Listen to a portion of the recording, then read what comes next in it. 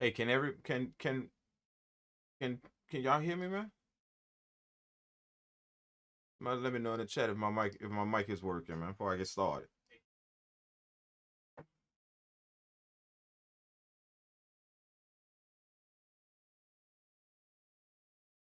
We good, we good, we good, we good, we good, we good, we good, we good, we good, we good, we good. Thank y'all, thank y'all, thank y'all, thank y'all, thank y'all.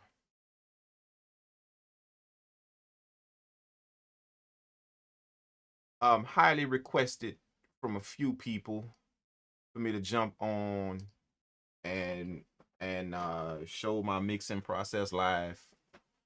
Um I do a lot of this in the Discord. You know, a lot of the guys in the Discord have saw me mix. And I've done it on YouTube. I've done a few videos on YouTube, you know, my mixing process, but um quite a few of you guys asked me to jump on live, you know, and not only make beats, but asked if I could show my mixing process in the comments on my other videos, man. So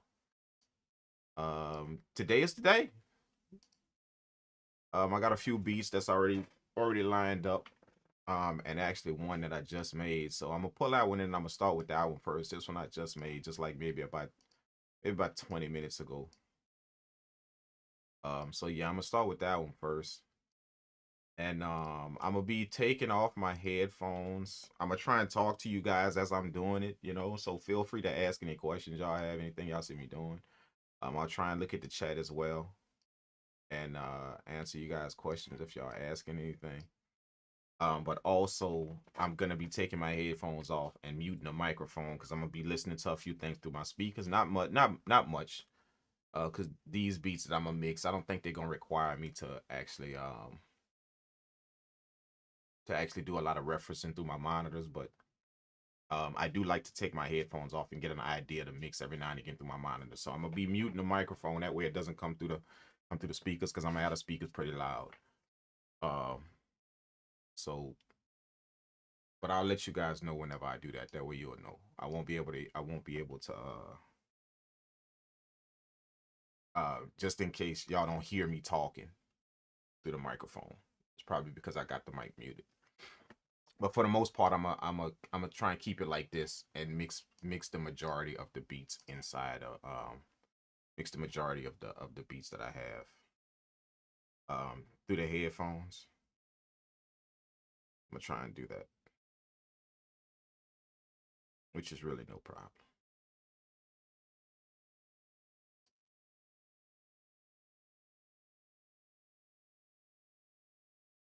The last video you made explaining why you got to get your beats out to the world had lots of jewels. I feel like you was talking to me. Appreciate that, man. I'm glad that you got something from that, man. Yeah. Yeah, I try and I just try and give y'all information that kind of helped me out when I know it's a lot of people that's new to this, you know. A lot have been doing it, but a lot of people are new, like 3 years and under, 2 years and under. And I know you guys have a lot of questions that you don't really ask, that you don't ask. You know, y'all have a lot of questions that you do ask, but it's a lot of questions that you don't ask. And sometimes it's just because you don't feel really comfortable, you know, or whatever the case may be. It could be different cases, but that's why I like to talk to you guys a lot, you know, because I know it's a lot of questions that people don't ask, and sometimes that's the important questions, the ones that people don't ask. You know, you just got to make people feel comfortable enough to actually reach out and speak on it. You know what I'm saying? So that's why I talk to you guys a lot on the live stream, just so y'all can get the idea that any questions y'all got, man, you know, I'm an open book.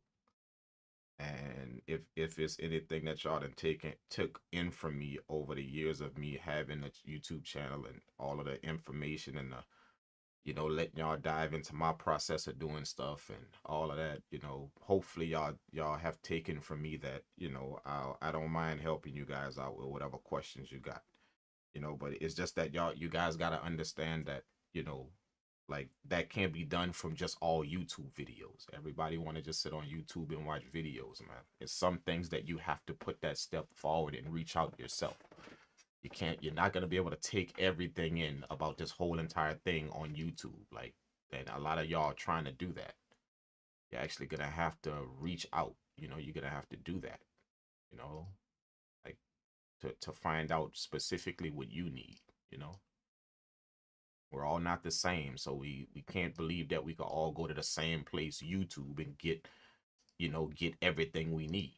You know, if we're all not the same in how we do this, then we can't possibly all go to just one place and get everything we need. You're gonna have to reach out for the shit, for the things you need specifically, and what you're trying to do, and how you know, how you deal with stuff when it comes down to your music.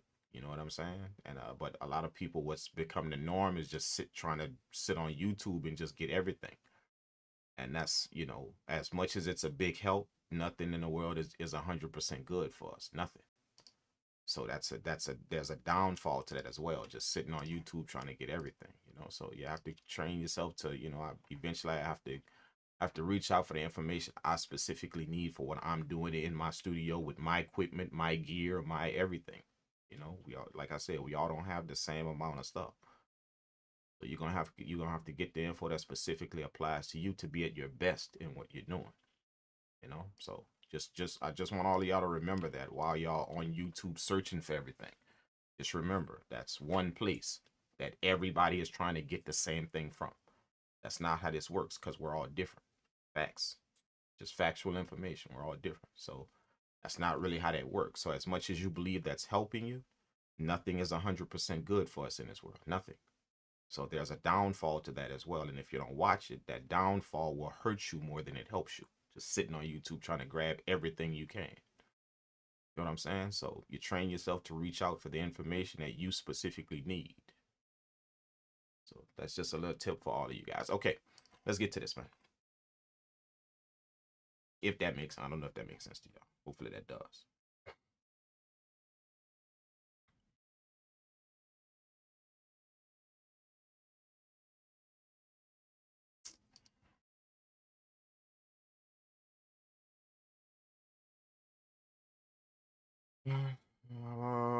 Let's go, let's go, let's go, let's go, let's go, let's go. Okay, so we had, what is this track right here? I'm gonna drag this one in. Like I said, I just made this beat right here, just maybe about 20 minutes ago. And I think it's pretty cool, you know. And just before I start, just to let you guys know, I don't mix all of my beats. No, I used to do that. And I think this is another question that I was asked on one of my videos as well. Um, so no, I don't mix all of my beats. I don't mix all of them. Now that's me. Am I telling you to do that? No, that's me. And I'll tell you the reasons why I don't mix all of my beats. Like I said, when I was new to this and I first got into music making, music production, I mixed everything. I mixed all of my beats, all of them. Anything I made, I mixed. Um, but as you grow in this and you know, start attaining clients and you start having projects that you have to complete, and or that you agreed to complete, and you're getting beats everywhere, then you have to be selective as to your time, because time will get away from you. The average person that's sitting out there that doesn't have all of that going on, mix all of your beats, get as much practice as you can, mix everything. But for me myself, I don't mix all of my beats anymore. And the reason why is because I need to make sure I spend my time on the things that are required of me versus the things that I want to do. So I have projects that are required of me. So for instance, if I make 10 beats and 7 of those are requested from people out there, they want to buy them or purchase them or whatever, and 7 of those I'm not gonna mix the other 3. You see what I'm saying? I'm not going to. I'm gonna make sure that I get those 7 ready to go. That's what I mean. See what I'm saying? So as you progress in this industry and do your whatever you're doing, then you're gonna get to that level. So you're gonna understand what I mean by time management is everything. You know, it's that's a big key. So just to answer that question, hopefully the guy that asked that, I don't know the guy's name, but whoever asked me that question, hopefully you hopefully you get this part of the video. But no, I don't mix all of my beats, but I used to. Again, I'm not telling you to follow me. You have to gauge your own situation. for the newbie or the person that doesn't have all of that going on right now, you're not selling beats, you don't have anything requested of you, you're not on projects or doing anything like that that needs to get out there or anything like, if you're in that situation, then mix everything. Get as much practice and as much help as you possibly can. Absolutely. Mix everything. I don't give a shit what it is. Mix it all. You see what I'm saying? That's just more help for you, more information, more learning, more repetitive processing that you're doing. Muscle memory in your DAW, all of that is helpful to you. So mix everything. I don't care. Good, bad. If it's going somewhere, not going somewhere. If you're gonna do something with it, not do something with it, mix it all. Everything. But for the person that, you know, has a lot to do in this industry, or you have built some type of career that you have things to do, or you have you're handling things in this industry, things of your own, then my suggestion to that person would be to manage your time very, very well. You know what I'm saying? Make sure you dedicate your time on the things that are required of you, your responsibilities versus the things you want. When you sign something out there and your signatures on a piece of paper for you to deliver projects or something like that, or anything like that you're doing, that's now your responsibility. You know, so you have to put that first before the stuff you want to do, which is just sit there and mix all your beats, or you get those done. So again, to answer that question, no, I don't mix all of my beats. You know, I used to, absolutely, but now I don't. I don't mix them all. I'm selective of the things that I mix. Very selective of the things that I mix. You know. Now, when it comes down to projects that are sent to me to mix, you know, then obviously those things are done first. You know, I mix, I master, I you know, again, for those of you guys that don't know, I'm an audio engineer first before I'm a music producer. I've been doing that way longer than music production. Way, way longer. Damn near twice as many years. Way longer. You know, certified and everything. So I've that's really my that's what I do. That's my bread and butter in this industry. That's how I make a living from that. You know, and beat making has just been added to that. And fortunately that worked out well for me, just like audio engineering. You know, that worked out well to where I'm now able to make a sufficient living from that as well. From making music as well. So that type of stuff becomes my responsibility. My company business, that becomes my responsibility, you know, versus me just sitting here mixing all my beats. You see what I'm saying? So I'm gonna take care of the things that's necessary. So that's why I don't mix all of my beats now. I don't. But these definitely I'm a mix right. That's why I've pulled them in, and these need to be mixed. They need to be, and these will be going somewhere. So these are beats that have to be mixed. All right. What's good? What's good? Mars Urban, what's up, man? Okay, first of all, I gotta arrange. I made this beat in MPC right here, this beat right here, but I have to arrange it. I have to arrange it, so I'm gonna take a little bit of time to arrange this. Then I'm gonna jump into the mixing. Pardon that, but I have to arrange it. So, so, oh, would you guys just like me to jump? I'm gonna let you guys call it. Would y'all like me to just jump into a beat and just start mixing, or can I arrange this one really, really quick? It's not gonna take me that long. Can I arrange this one really, really quick before we get to the mixing? Can I do that? Do y'all mind, or would y'all like me to just jump into one of these beats that are already arranged and just get to mixing?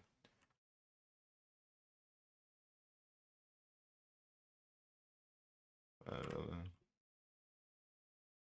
is okay. Okay. All right. All right. All right. All right. All right. All right. We just gonna go ahead on and handle this one. So yeah, right now I'm labeling all the tracks. I'm relabeling them. I don't like the name that comes out of the MPC. But I'm gonna, while I do this, I usually loop the beat. So I'm gonna just put it on loop. That way I can kind of get a feel for the beat. So as I'm setting up my project, I'll just let the beat loop. You know, I encourage y'all to do that as well. Just kind of let the beat, you know, like that's gonna give you a good sense of the arrangement. You'll be surprised at what your subconscious mind is taking in when you're just listening to stuff as you work. So I put the when I'm setting up my project, I go ahead on and let the beat loop, and that's gonna give me an idea of how I want to arrange it and the stuff I want to do to it. So let's do that. I'm gonna let y'all hear it, man. We're gonna just let it loop while we set everything up.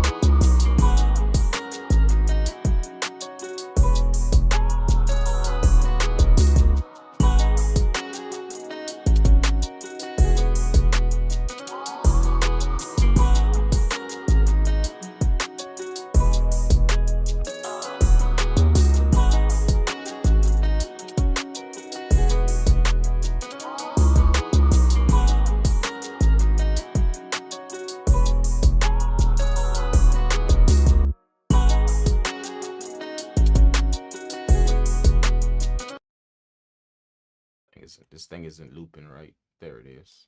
I got it. Okay, there we go.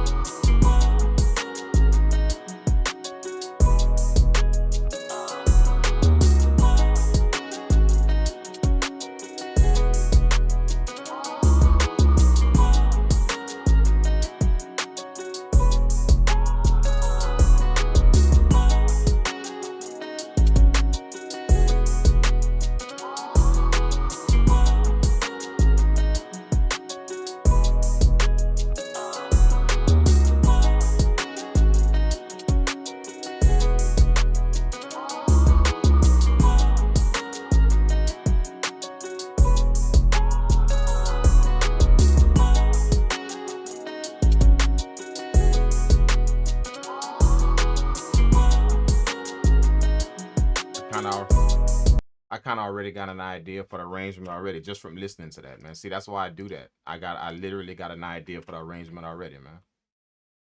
You know what I'm saying? Like I know how I want the intro to start. I know how, like, that's what I mean. Like that's a perfect example, man. Like I literally got the beat arranged in my head right now. At least the first part of it, you know. But yeah, that's exactly why I do that, man. So that's a good tip for y'all, man. While you setting up everything, let that shit loop, man. You know, let the beat loop. All right, there we go, man. We good to go. Boom. All right, let's duplicate all these over and arrange this real quick.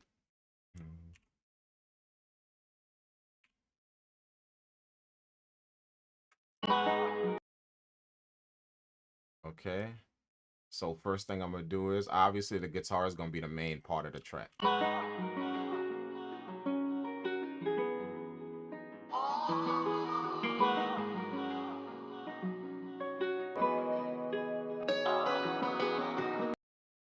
See what I'm saying? I want that guitar to come in right there, and then I want the piano to start right here. See, all of that I heard while I was arranging the beat. I mean, while I was setting up my project.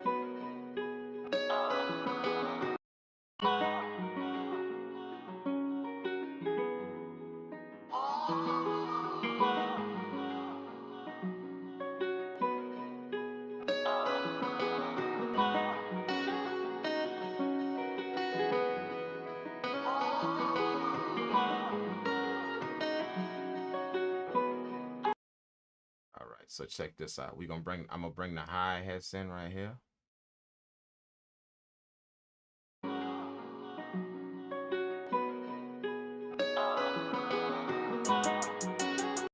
I'm gonna bring the snare in too. I'm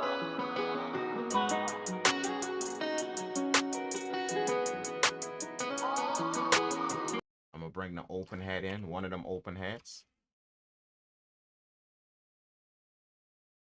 This is my intro right here.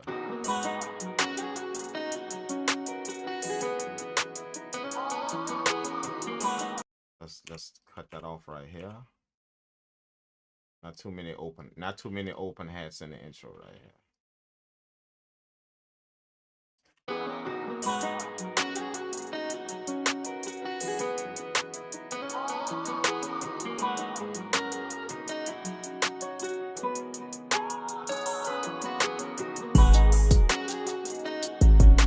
And then it's gonna go right into the verse. So everything I'll cut off. Everything gonna turn off right here. And just the guitar gonna play. The hi-hats and the open hi-hats.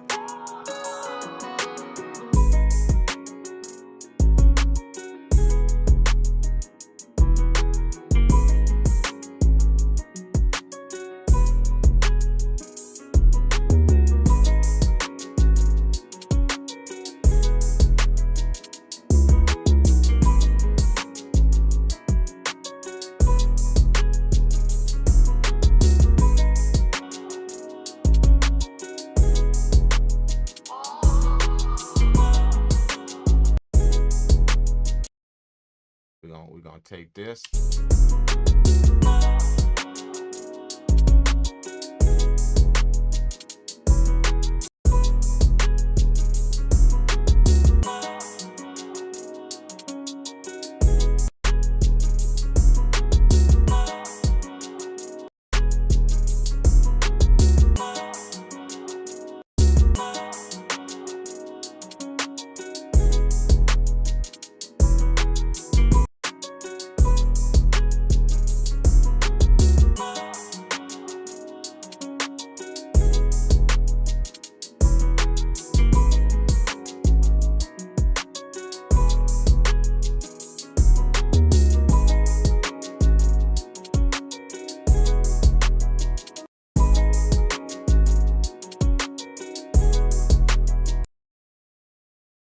All right.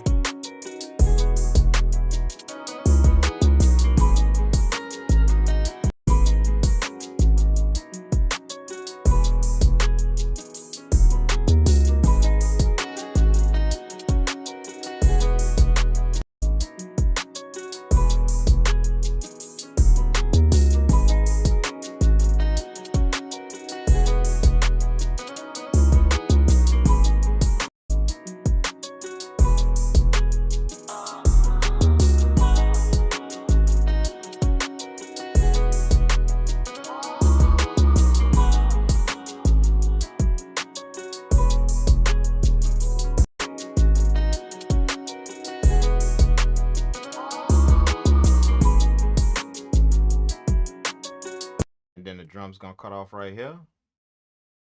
Boom.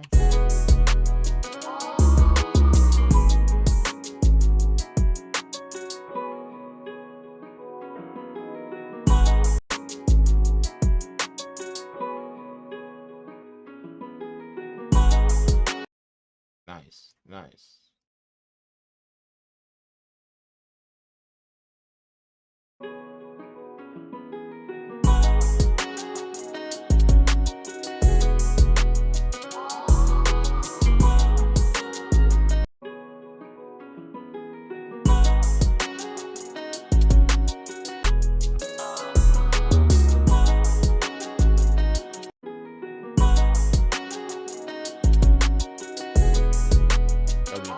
There we go. That's the first part right there. I got that. Boom.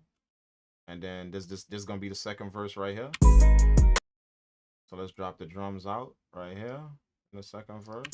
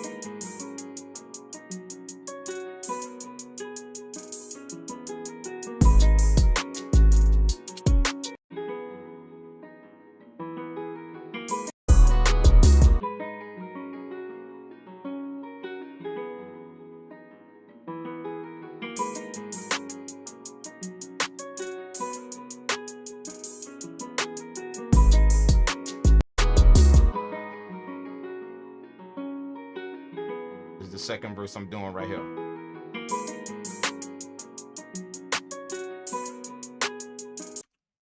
Then we're gonna cut that right there.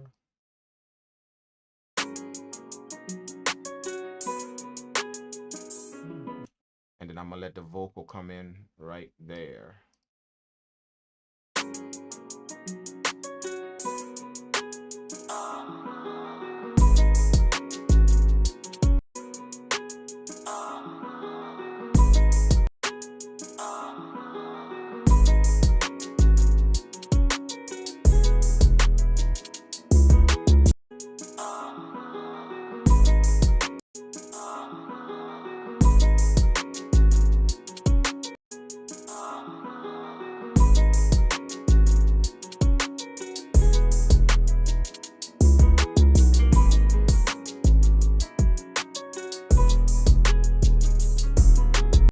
I'm gonna let the kick play.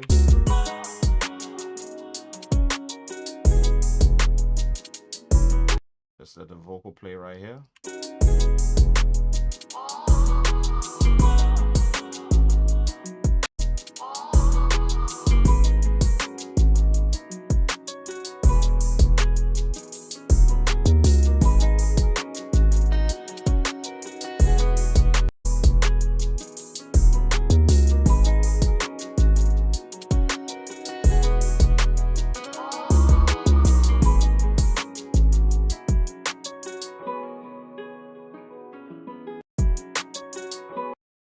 Then I'm gonna let the drums play like this.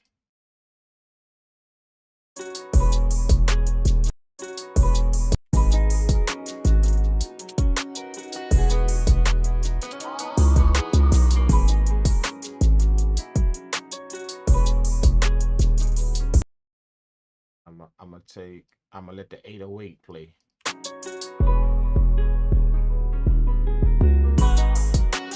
There we go.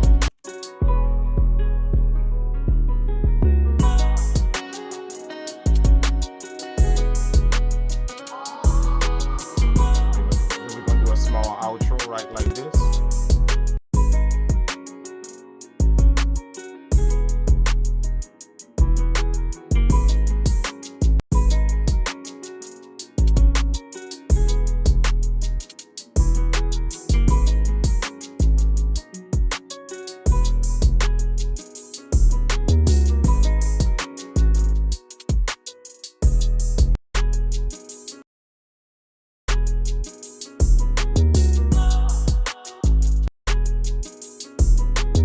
And then it's gonna end like that on that vocal like that.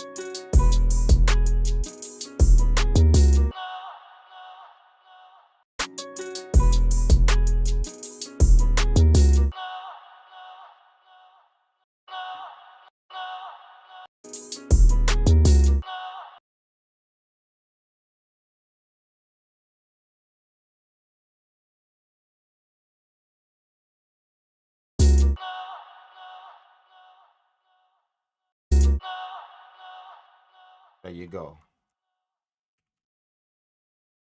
That's it.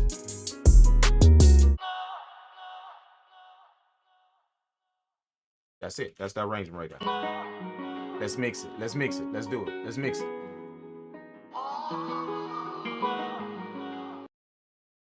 All right. Boom. Boom, boom, boom, boom, boom, boom, boom, boom, boom, boom, boom.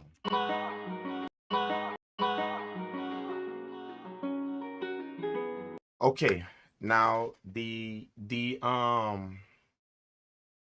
mixing that y'all about to see here. Okay.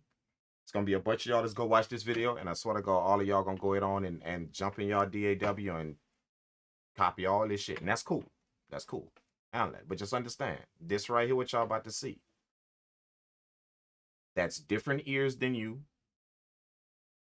That's a career of doing this, not just doing it for a long time. No, a career of it, of mixing, not only beats but just all kind of audio, different types, and that's a lot of knowledge that I know about these plugins and the things that I do. That's a lot of knowledge that you may not know. So I just want to put that disclaimer there beforehand, because it's a lot of people that watch this and instantly go to their DAW and do all of this. They instantly do that. And what you have to understand is you may have this information and you may stop this screen and screenshot all my stuff, and you may copy everything that I do here, and you may pick up some amazing tips and tips from it, which I want you guys to do. That's why I'm live. But just understand there's one thing that you will never have. You will never have my ears nor my experience. See what I'm saying? So that's gonna be two things that you're gonna be fighting with in your DAW when you pull up your stuff. And the reason why I have to make that disclaimer before this is because everybody feels that they can watch this, and just because they understand it, they can instantly go do it. Just remember, you don't have my ears, nor do you have my experience. And that's not to say I'm better than you. That's just to say we're different. I may be a bit, yeah, I may be a bit more educated and a bit more experienced as to what's happening here. You may or may not be. So you always have to remember that when you immediately take stuff in like this and then you go run to your DAW and start doing all of this, just understand that. That's two things you're not taking with you to your back to your studio. See what I'm saying? So that's what I mean by when people see stuff like this, they think that this is all I need and I can watch this and then I could go do it. No, you're still gonna have to get some help. You're still gonna have to. Don't put all your hopes and dreams on what you're about to see here, or anybody out there that you watching on YouTube. Put all your hopes and dreams, and you're going to have to sit on the side of someone or with someone to gauge what you need specifically. That is an eventuality. Whether you want to face that now, later, 2 years from now, it is an eventuality. Absolutely, 1000%. You will have to sit with somebody somewhere along the line. That will have to happen. Whether you're doing it as just a friend that you've been making music with, or whether you hook up with a bunch of producers in a room, or whether you just that's an eventuality that you're going to have to do that. And that's where you're gonna get your best help from, because from that experience you have, you're gonna get things that apply to you specifically, not things that a YouTube dude just thought you should know. He thought you should know, so he put it on the video. No, you need some things you specifically need to know about what you're doing and how you hear things and how you perceive sound. You need that. And that's when you make your best music. That's when you create your best sound and your best music. 90% of the people you are watching that have a good sound, that you are watching, that you love their sound and you love what they do, that is why they do it. That is why. Not just because they made beat after beat after beat. It's because eventually they went in the presence of other people. They did that. That's why you're watching them now doing what they're doing, and you love their sound. Eventually, I myself did this. Eventually, I went intern at somebody's studio. You know what I'm saying? People take my sessions because they want to get information based on what they're actually doing in their own studio and what they hear and how they want to deal with audio. See what I'm saying? So that's the disclaimer before we get into all of this. So hopefully that's understood and made clear. You see what I'm saying? I know it's a lot of people that's gonna watch and instantly go run back to your DAW and start doing all of this, but just understand, them two things you're not taking with you. See what I'm saying? So you're not going to exactly do that like this or get it. That's not how that works. But you can get the information to do it. You can link up with whoever you feel necessary, whether it's myself, whether it's anyone out there you feel necessary, and get the proper information on how to achieve that. See what I'm saying? So just remember that. That's the disclaimer. Let's go. Do you prefer to arrange in the software like you are doing now, or do you ever arrange in the MPC? Yeah, this is how I work, man. Whatever you see from me, that is my workflow. I will never ever get on any video anywhere and show you some shit that I actually do. That's not how my channel works. Just in case you're new here or you don't know what I've been doing for the past 5 years on YouTube. I will never ever get on YouTube and show y'all some shit that I don't actually do. So whatever you see me doing, that's what he do. That's what he does.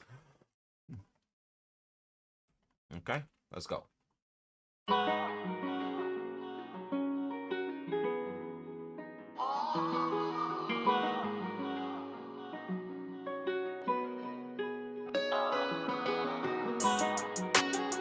Oh shit, I forgot the beat tag. My bad.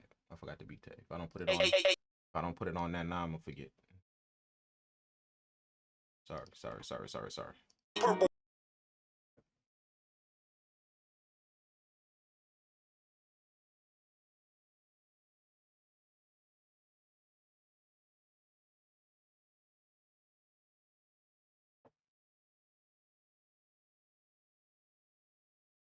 Purple world.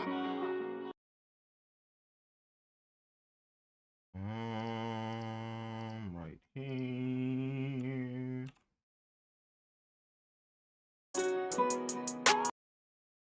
There we go. There we go. Okay, we're good. We're good. We're good. We're good. Let's go. Purple world made that.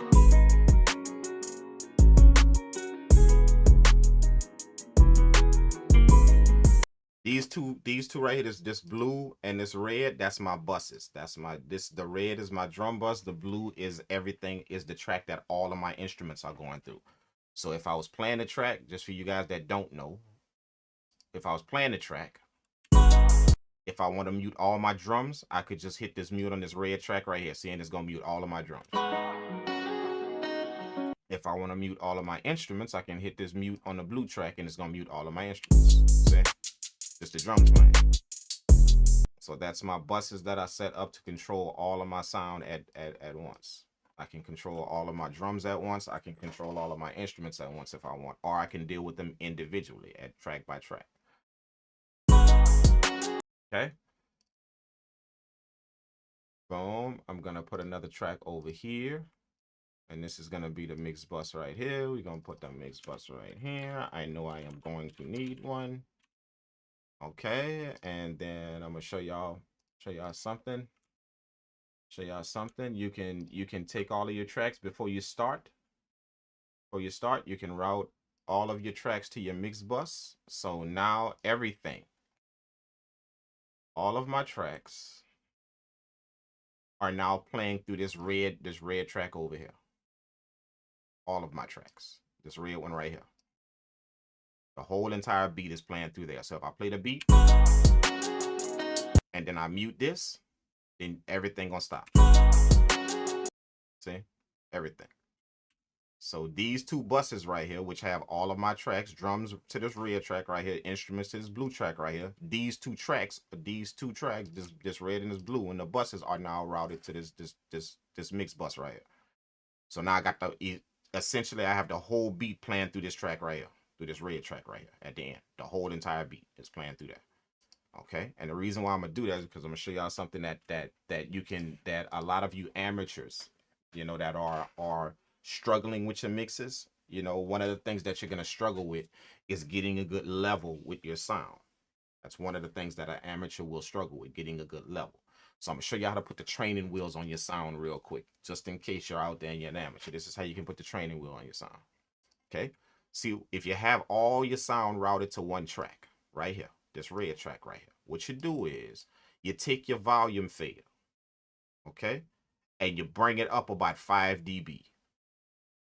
See, so let's put it up there about by 5. You just lifted it up by 5-6 dB.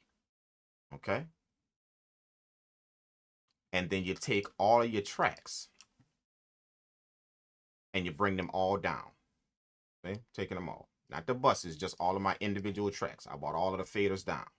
Okay, now what this 5 dB right here that's gonna do with all of your sound running through here, that 5 dB gonna serve as a guideline, meaning that after you've leveled everything and you've done everything, you've leveled all your tracks and you've gotten your sound, even as you've mixed the track, you can, what's gonna happen if I take this back down, if after I done level my tracks to the sound that I want, and then I drop this mix bus back down to 0. I hit it twice and drop it back down to 0. Drop it in the chat. What's gonna happen to my whole entire music, my whole entire beat? What's gonna happen to it? Do y'all understand what I'm doing? Anybody? What's gonna happen to my beat? If after I level my tracks and I do everything and then I drop this back down to 0, what's gonna happen to all of my sound?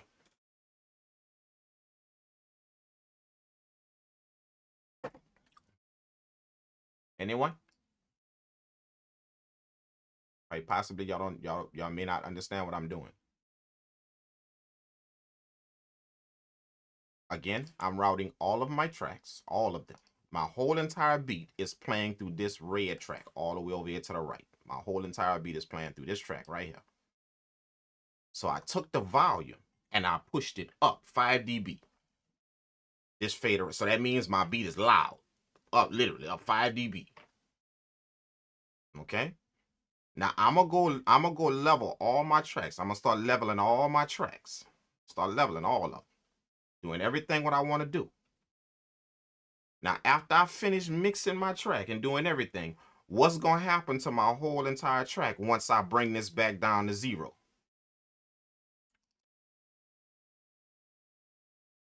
It's gonna decrease 5 dB. The whole entire track is gonna decrease.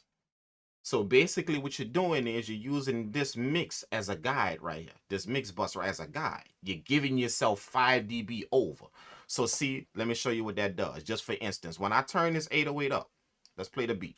Let's say I'm leveling this 808 right here.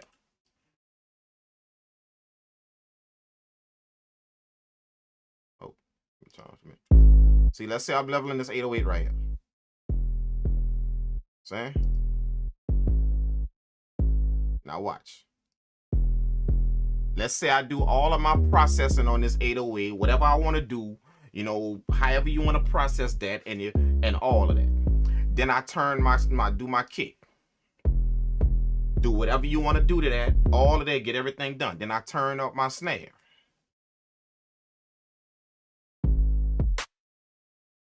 Okay, so let's just say I do that to all of these tracks right here. Get them all leveled, and I got all of my processing done, everything I want to do. Look what's gonna happen when look what's gonna happen with my 5 dB right here when I turn it down. Watch. Look. See? It instantly lowered my whole entire beat. So basically what that track is doing is serving as a guideline, is you're giving yourself 5 dB before you even start mixing.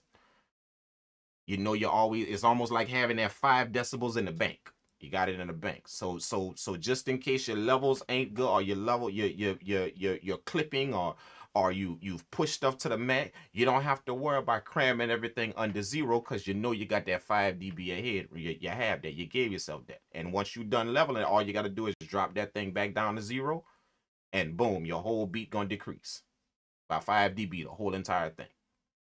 That's the training wheels way of making sure that you give yourself enough to work with. What you're doing is you're giving yourself enough leeway with 5 dB. And that's how you're leveling all your tracks, with that 5 dB of gain. With this pushed up like this, you're leveling all your tracks like that. And then at the end, you drop it back down. Boom, it's gonna put your beat right in the pocket. There you go. That's just the training wheels version of if you're having a hard time leveling your sounds. Do I do that now? No. I don't need to do that now. But I'm gonna do it here just to show you guys. Just to show you guys that it can be a very, very good guide for anybody that's starting out, anybody that doesn't know, that doesn't understand leveling just yet. You know, you're not that good at it, or you're not that good at mixing, period. You're trying to get better at mixing. This is the training wheels, and there's nothing wrong with that. Put the training wheels on. There's a training wheels way of learning everything. That's how I learned it in the intern, as an intern. There's a training wheels way of understanding how a compressor works, the knobs on a compressor. There's a training wheels way of understanding how an EQ works. There's a training wheels way of understanding how to create a chain, an effect chain, from EQ, compression to limiter to whatever. There's a training wheels way of understanding that, of learning it, literally, in all of it. You just have to link up with the person who can give you that training wheels version of it. That way you can now start learning and understanding it. And then once you do the training wheels thing for so long, you take the training wheels off, and you're gonna be amazing. You're gonna be awesome, man. Like literally, that's how I learned. Long time. That's how people taught me. That's how I learned, so I could teach other people. I wanted to learn like that so I could teach that to other people. You know, how to put the training wheels on shit. That way you can now get better and better and better, and you're giving yourself a guide as to how you do it. You're just not randomly thinking or believing you're getting better with nothing there to guide you. You put the training wheels on things. That way you can understand how to work a compressor very well. You put the training wheels on, that way you can understand how to work an EQ very, very well. The different parts of it, what it does. No, an EQ is not just cutting and boosting frequencies. That's not all it does. It shifts your stereo field. It does all of that to your tracks, which is why a lot of you guys, when you make your music, it sounds different in different platforms. It sounds one way in your car. It sounds one way in your headphones. It sounds another way in a laptop. It doesn't translate well over multiple sources. The reason why is because a lot of people just haven't taken in the facts about that EQ. When you mess with those frequencies, it is shifting your sound. You're just not cutting and boosting stuff. That's not all you're doing. That is the amateur version of looking at an EQ. Understanding what an EQ does, you are shifting your sound all over the place. And if you don't know how to use that EQ in a certain fashion, you will shift your sound everywhere. Now, if you shift it all over the place, it's gonna sound good in your monitors, but see that shift that you're gonna sound is not gonna sound the same way in a car. And it's not gonna sound the same way in a phone or a laptop. It's not. And it's just simply because you really didn't understand it. I was shifting my sound. Even when I cut my low and I shifted my sound. When I cut my high and I shifted my sound. When I boosted these free, I shifted my sound. But again, like I told you, there's a training wheels way of learning all of that. That way you can now be very accurate when you deal with the EQ and you can understand what it does. Now your mixes, now when you EQing something, you're keeping in mind all of these different places that it's going to be played. You're just not EQing through your studio monitors and then hoping it's going to be good in my car. I'm hoping. No, you know it will be. That's what training wheels do. You see what I'm saying? So for all of y'all that, again, for all of y'all that wants to learn that type of stuff, again, lock in with somebody that knows that. If y'all have heard anybody speak how I'm speaking, or to go lock in with them, bro. Go lock in with them and ask them to show you that. If you heard this type of talk from anybody out there that you know or that you dealing with. You know, if you haven't heard it from anybody out there, then I welcome all of y'all to get at me, to contact me, and I'll have you guys on a session and help you guys out to understand a bit more about that. Let's go. All right. Okay. So we giving myself. So you're right, my man. Cleats. He said you're giving yourself headroom. That's what we doing, and that's just electric. You know, and that's nothing major. You know, all I'm doing is just boosting up this right here. Boosting up this to give myself enough room. So now I'm gonna mix. So now let's mix through this 5 dB headroom, right? Let's mix through that. Just 5 dB, 5, 6, something like that. Let's start leveling our sounds. Let's go. We're gonna. I'm gonna start with the instruments first. And the reason why I'm gonna start with the instruments first is because the instruments carry more of a vibe in this beat than the drums do. These drums not really doing nothing spectacular. There's nothing crazy about these drums. I didn't make no crazy drum pattern that way, you know, and these drums all going ham. No. It's just some, but the instruments are very vibey. So the way I was taught to mix is I don't fix audio and call that mixing. That's what a lot of people do. You jump in the mix fixing things, and then you believe just because you're in the software and you messing with faders, that's mixing. No, you're fixing a bunch of stuff. A lot of y'all just don't know it. You spend literally the last probably 5 minutes mixing of your whole, whether that was a day or the 5 hours or 3 hour mix, all of that was fixing. It wasn't mixing. You just calling it mixing because you don't know no better. You just calling it mixing. But that ain't mixing. That's that, you know, and most people move in that fashion, going and fixing their audio, fixing this and dropping it. That's not how I mix. That's not how I was taught to mix. I was taught to bring out the beautiful things about what you're doing. And that was something that helped me out. I used to mix like that, to where I jump in and start fixing everything. No, I used to do that. But once I was trained, the people that trained me started helping me to understand that you can bring out the beauty of something. You can go get the beauty of something versus go and look at the bad stuff in it, trying to fix it. Go get the beauty first. And if you can enhance all of that and make all of that pop out, then you got a better chance of making sure that the bad stuff leaves. See what I'm saying? You got a better chance of that because you put more beauty to yours. That you brought more of the good stuff out first. That's what your first mentality was. So when I listen to a mix, the first thing I identify is what makes this do what it does. What makes this track beautiful? What makes it amazing? What makes it stand out? So when I ask myself that about this track, right, this particular track, the drums don't do that. The drums are just good drums in the pocket. But the melodies, sure enough, do that. They do that. That brings the vibe and the flame, all of that to the track. Sometimes it's gonna be the drums, to where it's just some simple melodies, but the drums go ham. That's what bring all the flavor to the track. So again, I'll start with the drum. In that instance, I'll start with the drums. But the reason why, how I know how to do that, and that was another question that was asked of me. What do I start with, drums or melodies? That was asked of me on one of my videos, on one of my recent videos. That's the answer to that. That's how I know what to start with in music. I don't have a set process that I always start with the drums or I always start with melody. That's not how I work. I try not to always do nothing in the mix. You see what I'm saying? Because I know music is different and audio is different. And I can't lock it all. I can't lock that all in a box to where I do the same thing on an R&B track that I would do to a trap track. I'm gonna lose some type of rhythm. I'm gonna lose some type of feeling there because I wouldn't mix a R&B record the same way I mix a trap record. I just wouldn't do that.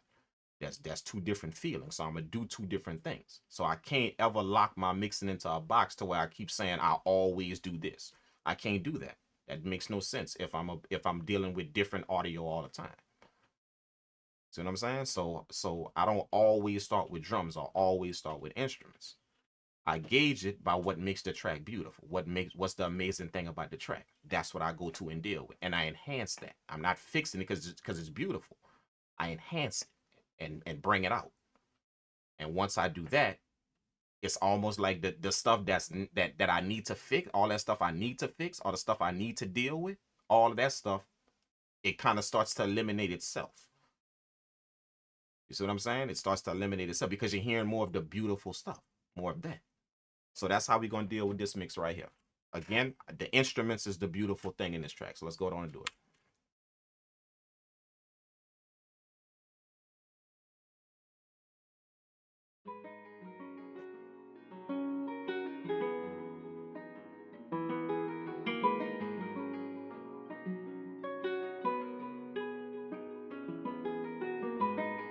Now, obviously, that guitar is amazing. That's like the whole entire track. So let's go on and see what we can do with that guitar. Let's see. Okay.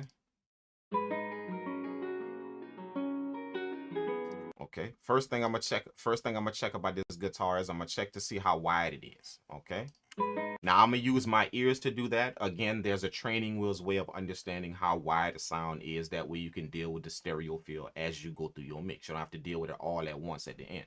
You can deal with it as you go through your mix. There's a training wheels version of understanding how wide a sound is. See what I'm saying? So I'm gonna use my ears, but that's not what I suggest of other people. Not if you're trying to learn this. I suggest that you learn the training wheels way of understanding how wide and how the width and the depth of a sound. Understanding how to gauge that. It's gonna help you place sounds very well in your mix. You're not just guessing no more.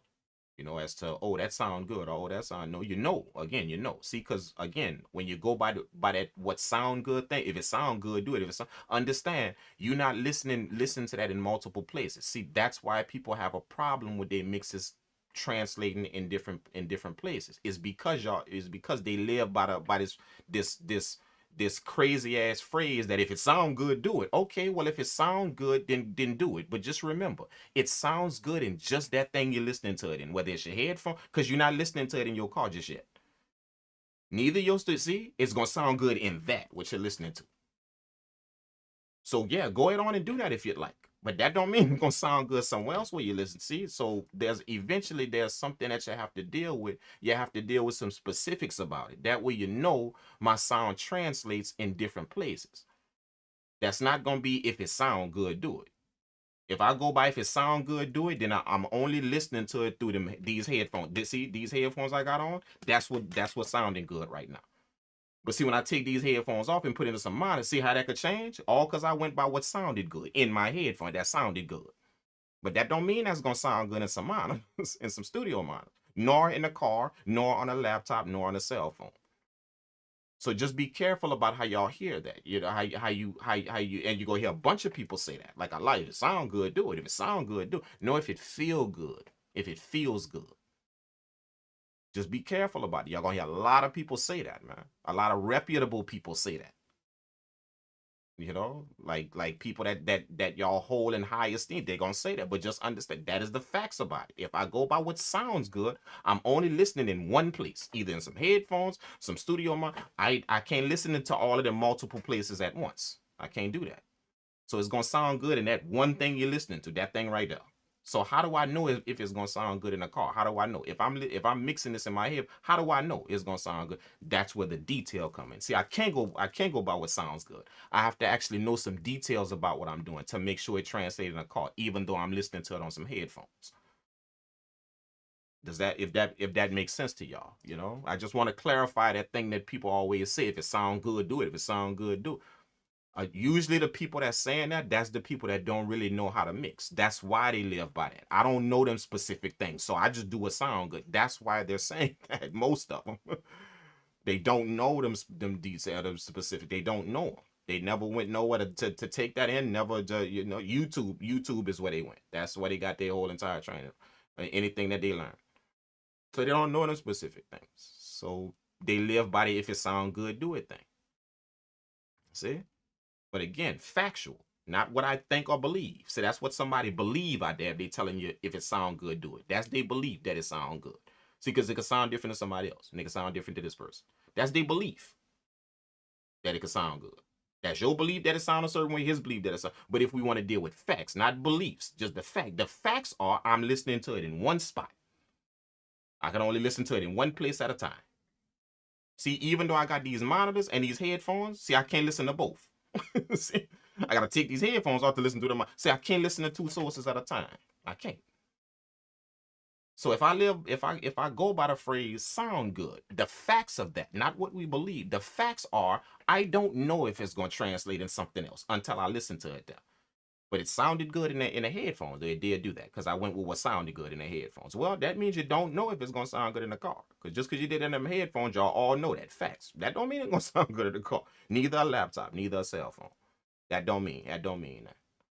So I'm telling y'all that just to be just so y'all can understand, to be careful about how y'all take that phrase of if it sound good, do it. That's the facts of it.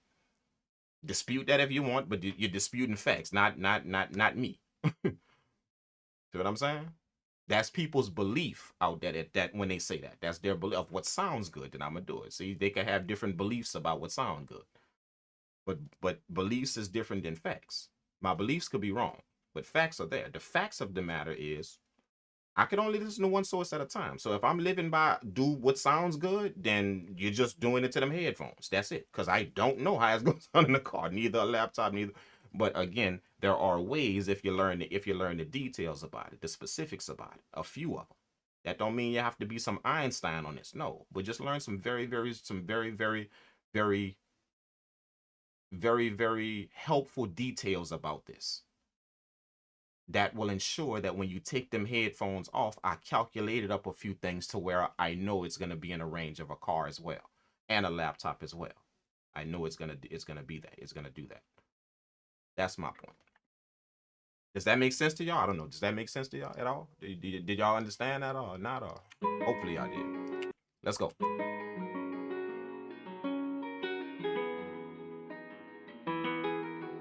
Oh shit! I gotta gauge the width of the sound. Let's go.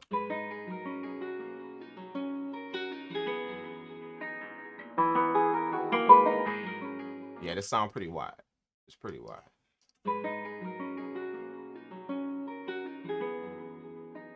So we're gonna deal with the width first. We're gonna deal with that.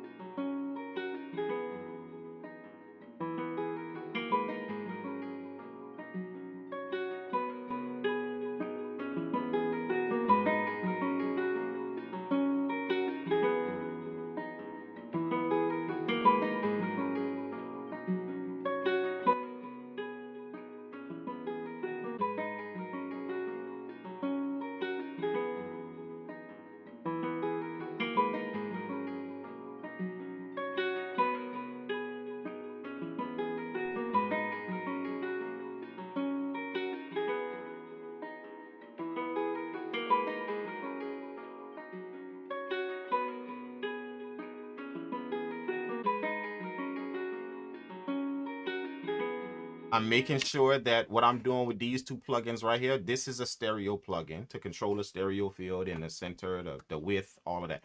What I'm doing is I can hear when I lower the guitar, when I do this, when I lower this, I'm not going to use a cut.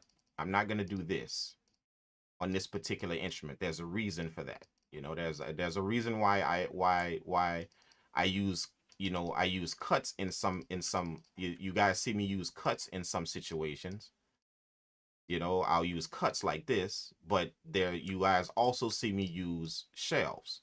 There's a reason for that. Okay? So I'm not going to use a cut in this specific situation. Okay? This guitar right here, as I'm lowering this, I can hear the sound shifting to the mid range. It's almost like it's dulling down the highs and it's shifting here to this mid range. And I kind of knew it was going to do that once I brought this down. Again, like I told y'all, you have to pay close attention to what your sound is doing whenever you're messing with these things. It's shifting. I can hear it. I can hear the sound shifting more here. So that's why I boosted this up beforehand to make sure that when I lower this, I can hear this being done. It's popping out in my ears very clearly. And again, that's just me knowing that about this type of guitar. It'll kind of shift the presence of it when you start messing with it. So I've lowered this down. I lower the lows of the guitar down. I know it's gonna shift to the mids, and it's gonna make the highs seem like they got a little dull. And it's gonna brighten. It's gonna make the mids pop out a little bit. But that's gonna work in my favor. I wanted to do that. Remember, I'm shifting the stereo field. That's what I'm doing. So I'm gauging this right here, this slope right here. I'm gauging this and seeing how much I could shift it here. I'm listening to it. How much can I shift it here without taking too much of this out? So that's why I'm lowering this, and I keep going over. You're going to see me lower. I'm going to start it over again. You're going to see me lower this, but I'm going to keep going over like this. And then I'm going to go down some more and over. That's me trying to figure out how much can I shift this sound to go here. That's gonna give me help with the width of it, the width of the sound of the guitar. That's gonna help me out. Now when I bring that piano in there, the piano could surround the guitar instead of the guitar and the piano just fighting out there because they both wired as shit. And I didn't know nothing about that. Now I'm trying to figure out how do I clear this thing. I'm about to clear that up in just literally 2 strokes. You know, let's do it.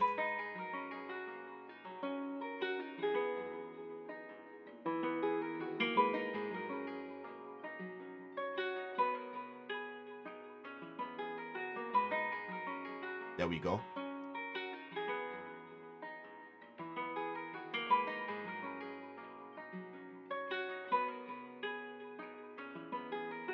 Now watch this. Check this out. Watch. Let's bring the piano up now.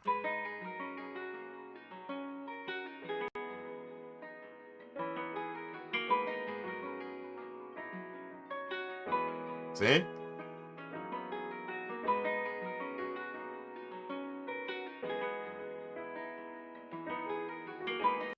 Now listen, that's both the piano and the guitar playing. Okay, both of them. I just brought the piano up. Now watch when I disengage these 2 plugins right here. Just the EQ and the stereo plugin. Watch when I disengage and watch what happens. Look. Watch.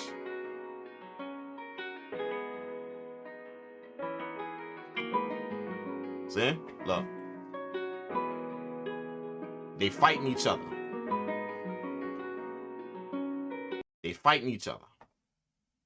It's almost like they fighting for who gonna be the widest and who gonna be the thinnest. Which sound gonna be the widest and which sound they fighting each other. See what I'm saying? But when I put them 2 plugins back on, all of a sudden you're gonna hear the piano just kind of broaden out, and the guitar gonna just sit right inside of it. Check it out.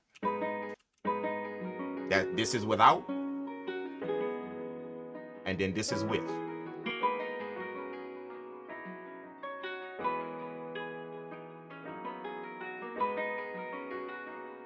Okay, now that we done, see, this is again, this is what we're doing is I'm giving y'all an idea. I'm giving y'all an idea of how you can place your sounds a little bit better. place them a little bit better, and also know what you're doing when you place them, not just by what sounds good. See what I just showed y'all? That's not based on sound. That's based on actually what we were doing here, shifting the frequency, the stereo field. See, I knew that was gonna sit well. That's the thing that's what I mean. I didn't go by what sounded good. Now, see, I know because I did that. I know if I take off these headphones and I listen to that in these monitors, that's what's gonna happen. That's what I'm gonna hear. What I just not did. See? And that's gonna happen in a car. If I go bring it that, I'm gonna hear that. What I just not did. See? So that's what I mean by there's a certain part of my mix that I start dealing with what sounds good. Which just sounds good. That's when I bring my bells and whistles to it. That's when I bring that to it, whatever I want. Then I start doing whatever sounds good. But see, I still got to do a few detailed things to make sure this represents itself well on multiple places. And I have to do that by listening just through my headphones, because I can only listen to one source at a time, just these headphones. Now, eventually, I'm gonna take off these headphones. I'm gonna press mute on this on the microphone, and I'm gonna listen through my studio monitor to see what's going on, to see if all of the stuff I'm doing, if it translates well. You see what I'm saying? Which I pretty much know it will. If I just follow if I just follow what I know about audio.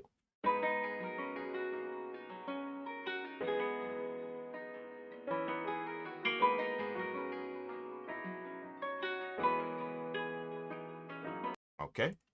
Now let's make that guitar pop out a little bit.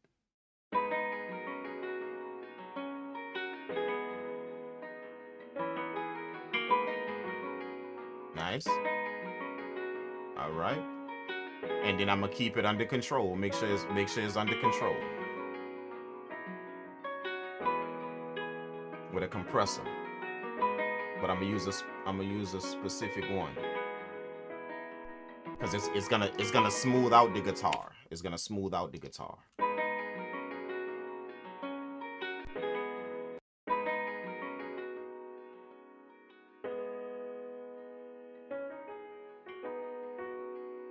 See, now the guitar disappeared.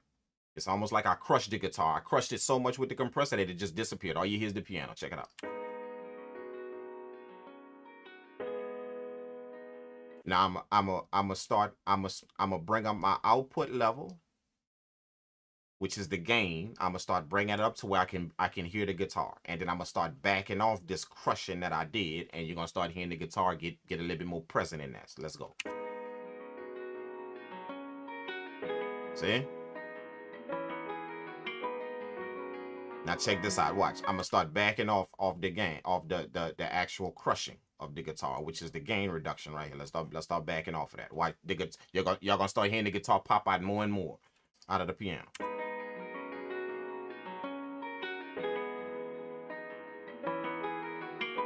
See?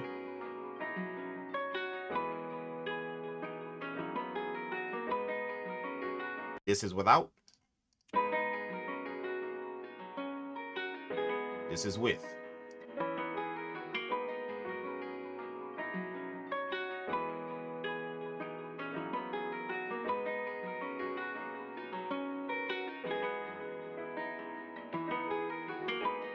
There y'all go. Boom. Let's keep going.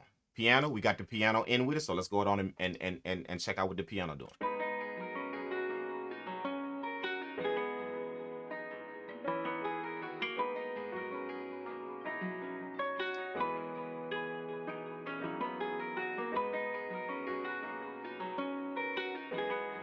Okay, I want this piano to surround the guitar. I want it to surround the guitar.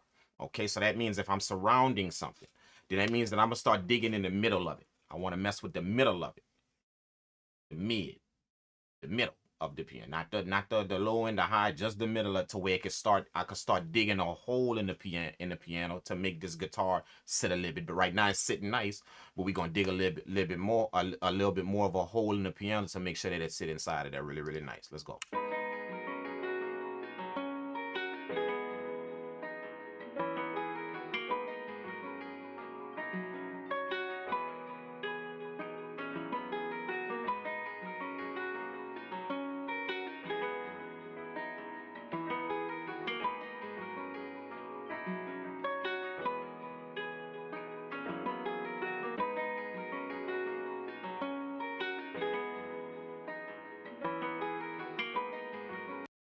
See that right there? Y'all see that? Let me bring it down some more so y'all can hear an exaggerated effect of what it's doing. It's almost like I took a whole bunch of middle out of the piano so that guitar could be in the middle. So the reason why I brought it all the way down is so I can hear where it does that. If I just did it up here trying to gauge, then I wouldn't be able to hear. So I brought it all the way down so I can hear, sweep through this like this, and hear when that piano pushes out of the way of the guitar.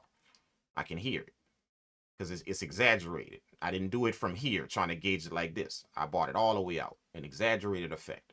But that's a tip for you amateurs. Make sure that you do things overly done. Exaggerate things. That way you can hear what it's doing. Exaggerate your compressor so you can hear what it's doing. Exaggerate the moves in your EQ so you can hear what it's doing better. You'll get to the point to where you know, okay, I can make this move right here and I know what it did. But for the amateur, that exaggerate that. That way you can hear what it's actually doing. You can hear it. And then you could always bring it back once you hear what it's doing. See what I'm saying? So work in that fashion of I need to exaggerate this because I'm not good enough to hear when this happens, when I just do that. I'm not good enough to hear that yet or identify that. But I can identify when something does that though. You can't. See what I'm saying? So anybody out there that has trouble with dealing with frequencies and understanding what that is, just work in the fashion of exaggerating whatever you're doing. Exaggerate it. That way you could hear it. So that's why I did this. I brought it all the way down so I can sweep and see where that piano disappears from that guitar. It's exaggerated, so it's going to pop out in my ear very, very, very, very quickly. Let's go. Raise this up.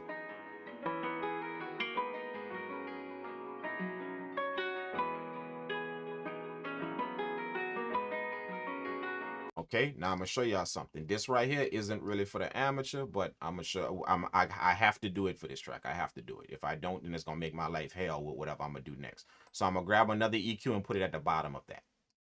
Okay, all that first EQ, sir. This move that I made right here in the first EQ right here, that dip. All that's doing is serving as a guide, and I'm gonna show y'all why. Check this out. I'm gonna go to the second EQ. Okay. And I'm going to gauge where that is, about right here, right here. 3, you got the big one, 3, right here, about right here. Boom, that's what it is, right here. Okay? Now what I'm going to do is, I'm going to put my EQ, in mid. In mid. That means that it's going to leave the sides alone. It's only going to touch the mids. Okay? And this is what I'm going to gauge it with right here. This frequency right here. That's what I'm going to gauge it with.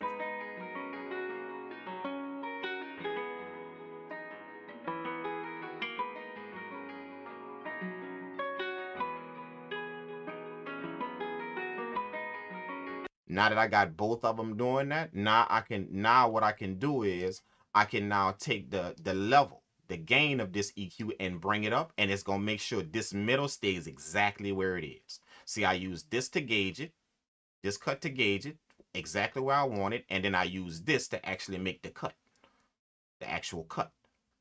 But I did it in mid, not. I changed the EQ to mid, so it's leaving everything in the sides alone, and it's just dipping out the mid. But now what I could do is, if I'm think about it this way, if I'm dipping out the mid, if you have a straight line and you're dipping out the mids, and then you bring up everything. See, it's almost like you got that hole, but you're bringing up both the different sides. You got that, but the middle of it is staying exactly where it is. If you bring everything up, once you dip the middle out, just picture a straight line in your mind, and then put a dip in the middle of that, and then picture the whole thing lifting up. That whole line with the dip is lifting up. See how that dip stand put, but the sides is what's coming up. The right side and the left side is coming up. So that's what I just did. Now I can increase this, and now I know that dip that is gonna stay out of the way of my piano. I mean, it's gonna stay out of the way of my guitar, and I can bring this up all I want.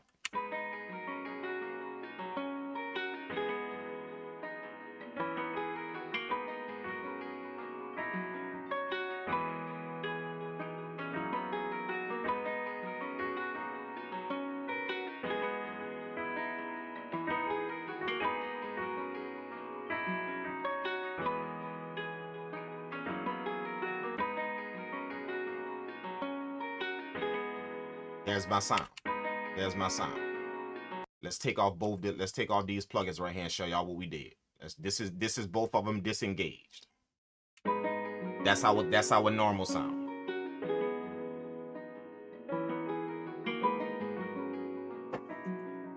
This is our regular sound.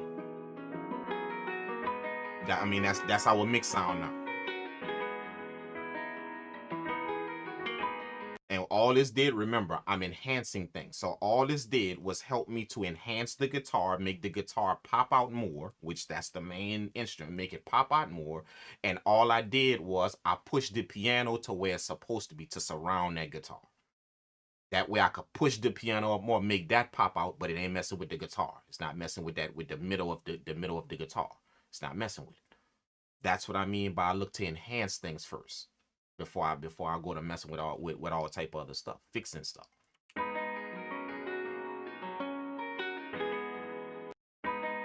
Let's grab the keys. Let's grab the keys. Let's go here. We're gonna solo this and grab the keys.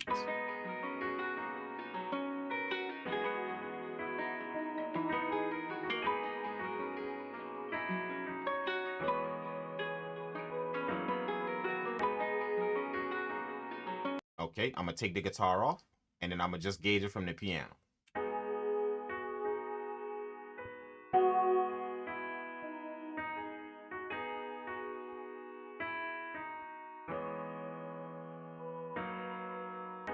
Okay, boom, and then now that I have this one leveled, I have that one leveled, I can turn off the piano and I can gauge the pad track right here with what I just leveled. Let's go.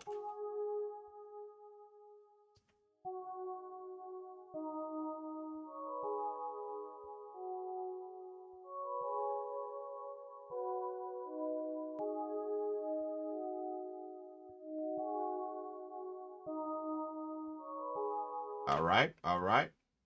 Let's go ahead and put our stereo plugin on. Let's go ahead on and do that. And we're gonna check our stereo field out while we messing with these sounds. Make sure what we doing is all good. Let's go. Again, this is me making sure that it translates. When I take these headphones off, I want to make sure it translates in these monitors. And if it and if I could get it as close, then I know it's gonna translate in a car or a laptop or a cell phone.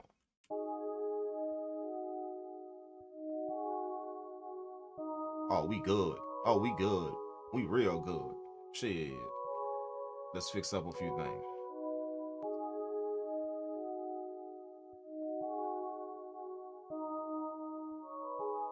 That's real. That's nice.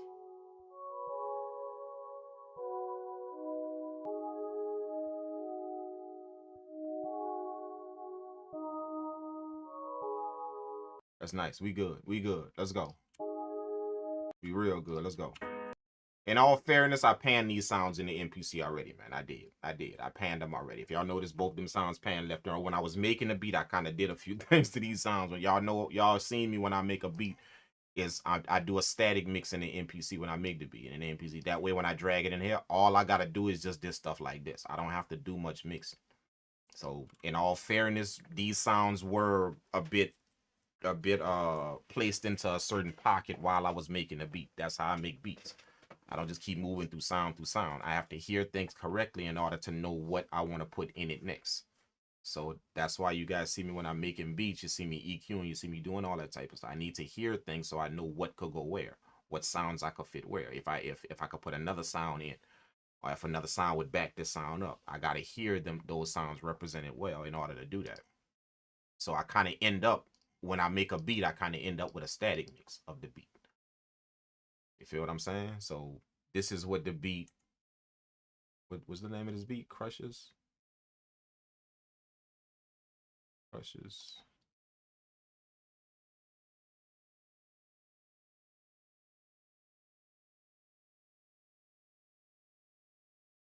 me pull up the MPC real quick.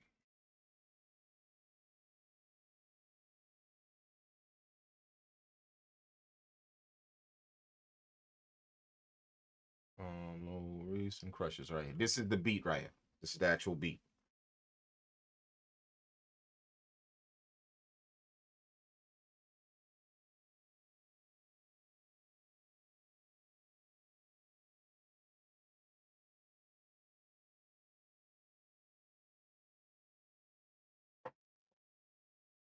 that ample guitar plugin that's loading right now.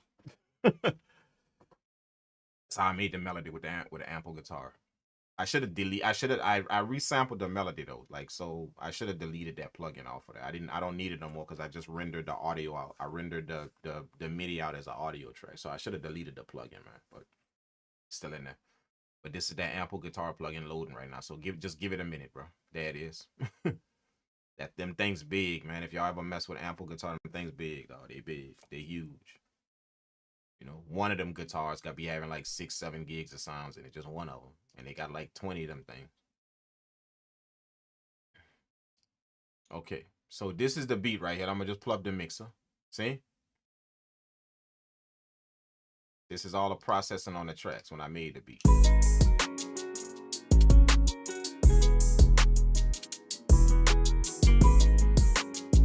See, so this is those pad tracks right here. See, I got it pan one to the left, then one over here, one to the right. That's them pad tracks right there. That's the ones we dealing with now right here. So I just wanted to show y'all that just so you can understand that the reason why I'm able to mix in this fashion is because I get a very, very good sound coming out of the MPC. Very, very good sound. See what I'm saying? So when I get here and it's time for me to mix it, I'm not fixing nothing. Like, I'm not fixing too much. I'm just enhancing things. I'm enhancing it. I'm bringing it out. You know, making sure that it's spacious, making sure that it's wide enough, making sure that it's full enough, all of that. I'm just enhancing things. So that's how I'm able to do this right here, what I'm doing now.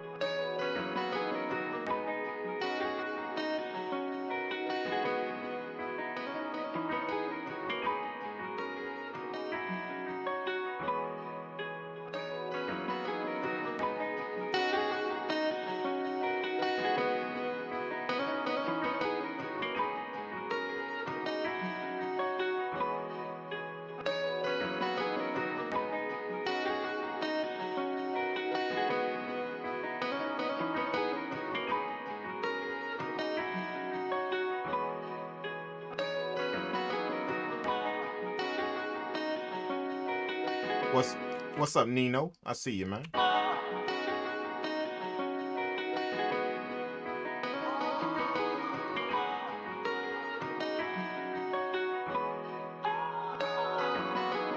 All right.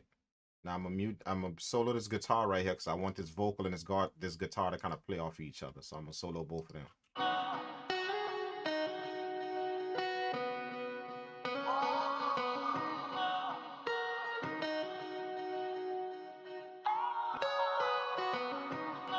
See all of this stuff right here with the vocal. Look at that. All this. That's what I don't want in the vocal. I want the vocal to be hollow because I want it to surround this guitar whenever you play. Because if you notice, that vocal is like an accent. It's not a vocal that's playing through the whole track. It just has accents. La, ooh, just accents that happen. So I want them accents to kind of hit the guitar and kind of attach it to attach to the guitar.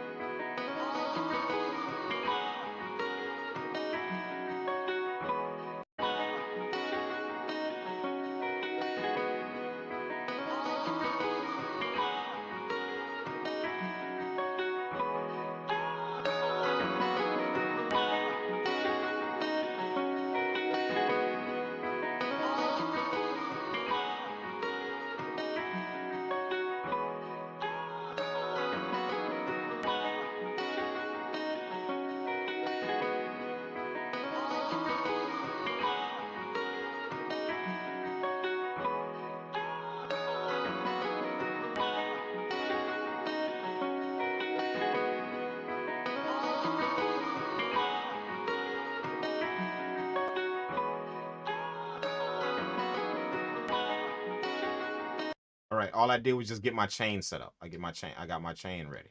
Okay, so now I'm gonna start. I'm taking care of the bus right now. That's what I'm doing. This blue track right here. I got all the sounds level where I want them to be. Now it's time to get the bus under control. That's where all the instruments are flowing to. We're gonna kind of deal. I'm gonna deal with all of the sounds as one.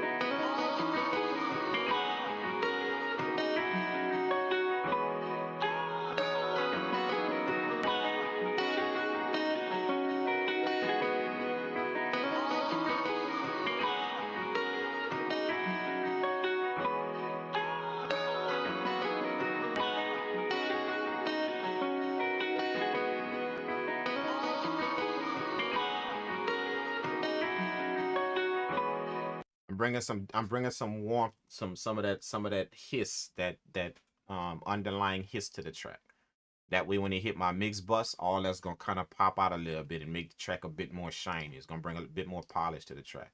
And the reason why I'm using that, I don't really use this plugin too much, but the reason why I'm using it on this particular track is because I want that feel on this. I want that these melodies are I'm bringing so much depth to these melodies that's gonna work very, very well at the end. But it has to be in there right now. It has to be in there right that way I can mix it in there. See what I'm saying? When it gets to the track, when everything gets to the mix bus, it's gonna all this gonna pop out. That's why I'm driving this so hard.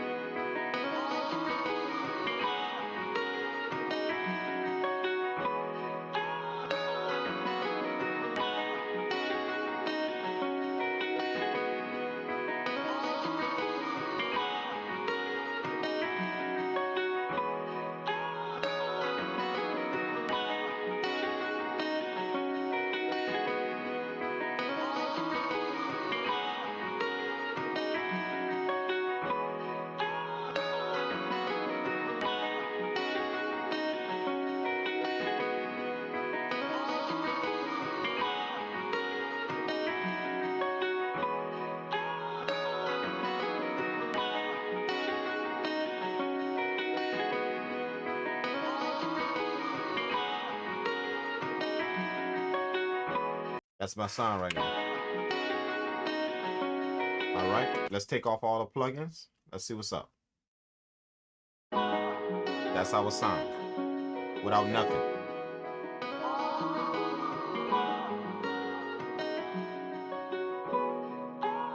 Thanks, Jay. I appreciate that, man. Thanks so much. This is our sound with no processor. This is our sound with the processor.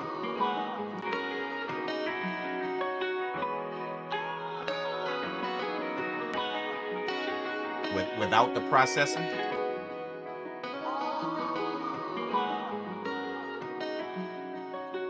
With the processor.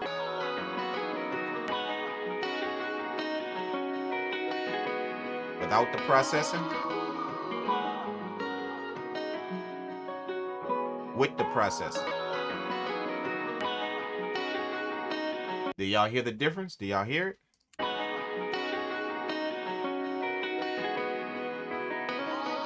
All right, let's get to these drums. Let's love these drums. Let's go.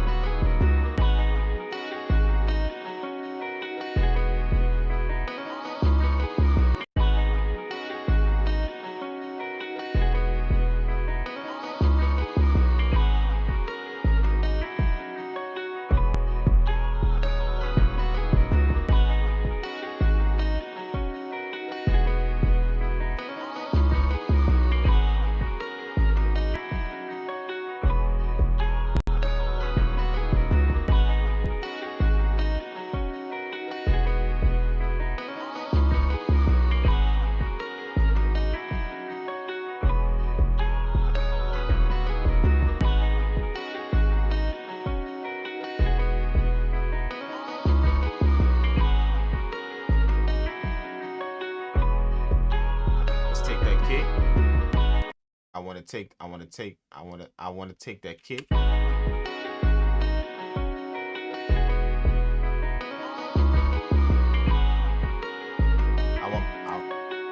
want my kick to be a little sharper, not thuddy.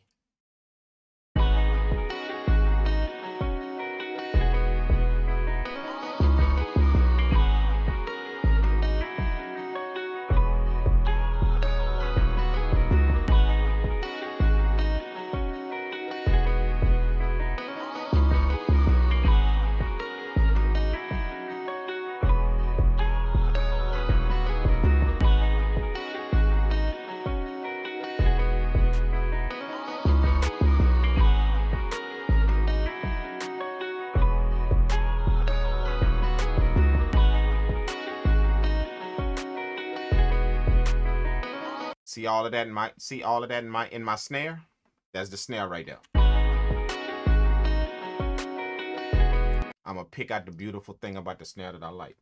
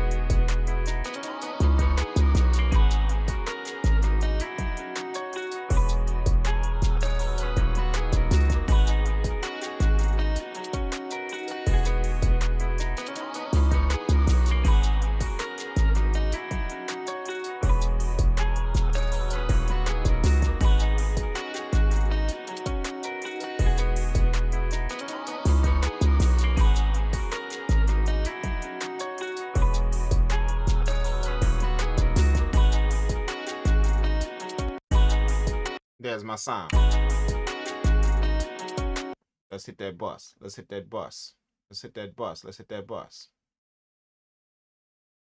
Let's hit that bus. Let's hit that bus. Let's hit that bus. Let's hit that bus.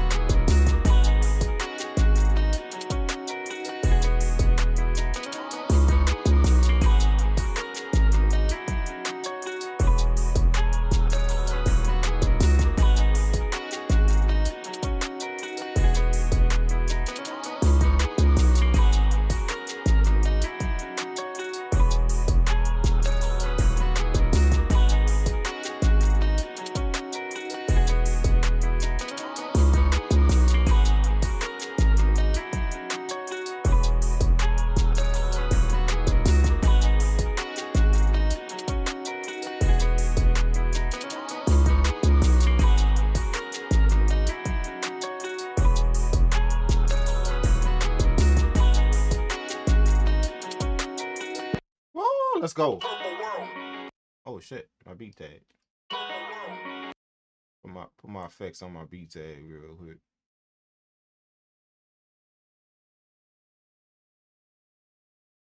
Put my effect on my beat tag. On my beat tag.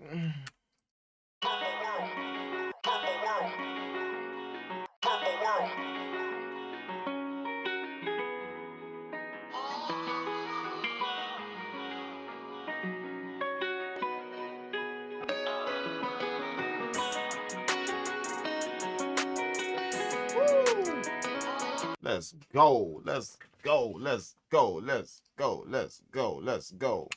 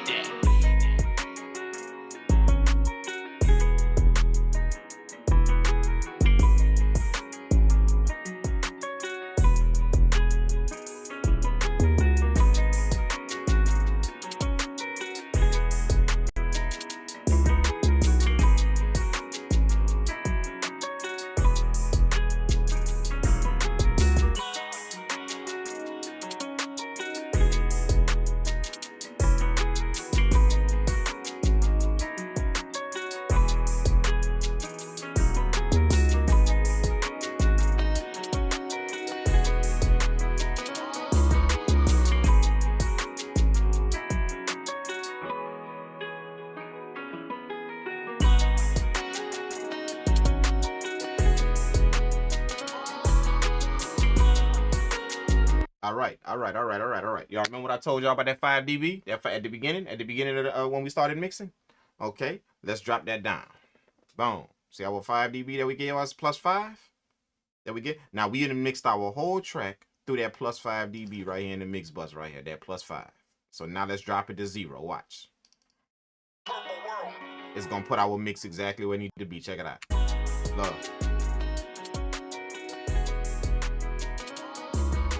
Ready for my processing on the mix bus. Let's go. Let's go. Boom. Boom. Nothing special on the mix bus. We just need to get a little bit of light control on there. Just a little bit of light control. Just a little bit of light control on there. Let's go.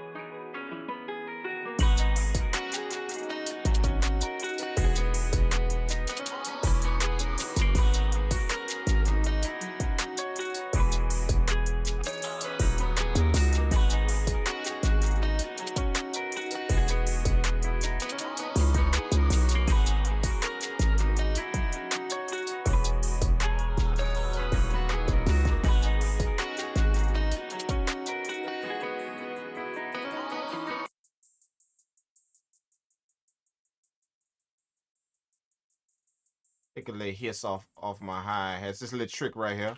What I do is I run my drum bus. I run my drum bus through a de-esser. A de-esser is for sibilants for vocals, but your hi-hats is also sibilants. Your hi-hats, your open hi-hat. That's all sibilants in your mix. No different than S's and T's in a vocal. So a de-esser is just for vocals. It's just for any high and sibilant. So what I do is run my whole drum bus through a de-esser, and I start looking for that hiss in my hi-hats and all of that. And I just taper that off a little bit. See? All that's that hiss. And I can gauge how much I want in that. So once I find it, I listen for just the hiss. Once I find it, just the hiss. All that high and hiss and all that's going on in my beat. Once I find it, then I engage it. See? And then I bring the instruments back in.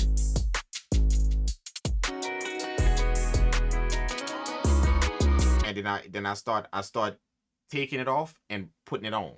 Taking it off, putting it on. So I'm gonna hit this check mark right here, take it off, then put it back on, take it off, and see if that hiss is disappearing where I want it.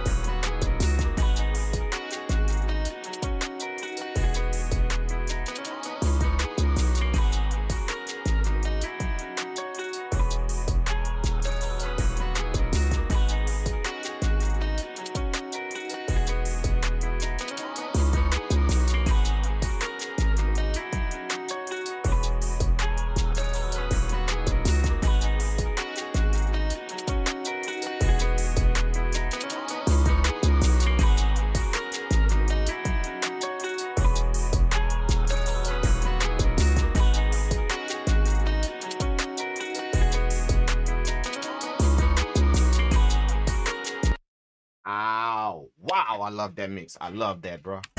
All right. This is our final right here. This is our final. Let me take off my headphones. I'm gonna listen to the thing. Y'all listen to it with me. Let me know. What's up, Still Tripping? I see you. What's up, Choco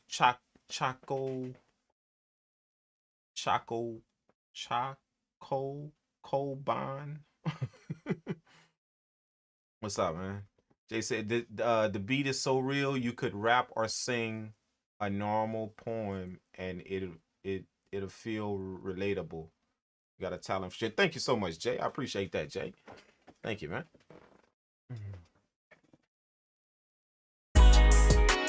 Definitely feeling the track. Appreciate that, young De Niro. Okay, all right, y'all listen to this with me. Check it out. This is where we at with the mix, you know. And I'm gonna take off my headphones. I'm gonna mute the microphone so I can hear through my speakers. And you guys drop me a message in the chat. Whatever y'all think, man. Whatever y'all think. First, we're gonna play it. First, we're gonna disengage the plugins. I'm gonna play the hook, and we're gonna disengage all of the plugins on every track, every plugin. Let's go all the way down to the line. Let's disengage all the plugins. Okay. This is where we at. This is with all of the plugins off. Let's go.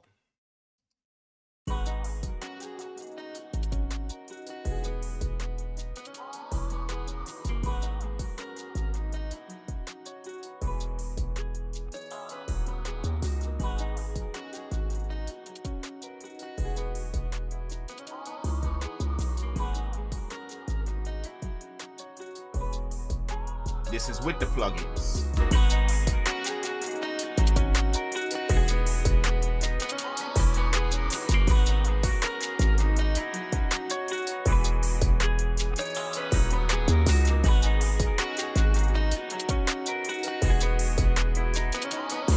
That's with the plugins. All right, let's go ahead on play from the beginning. We're gonna see what's up. Let's go. Purple World.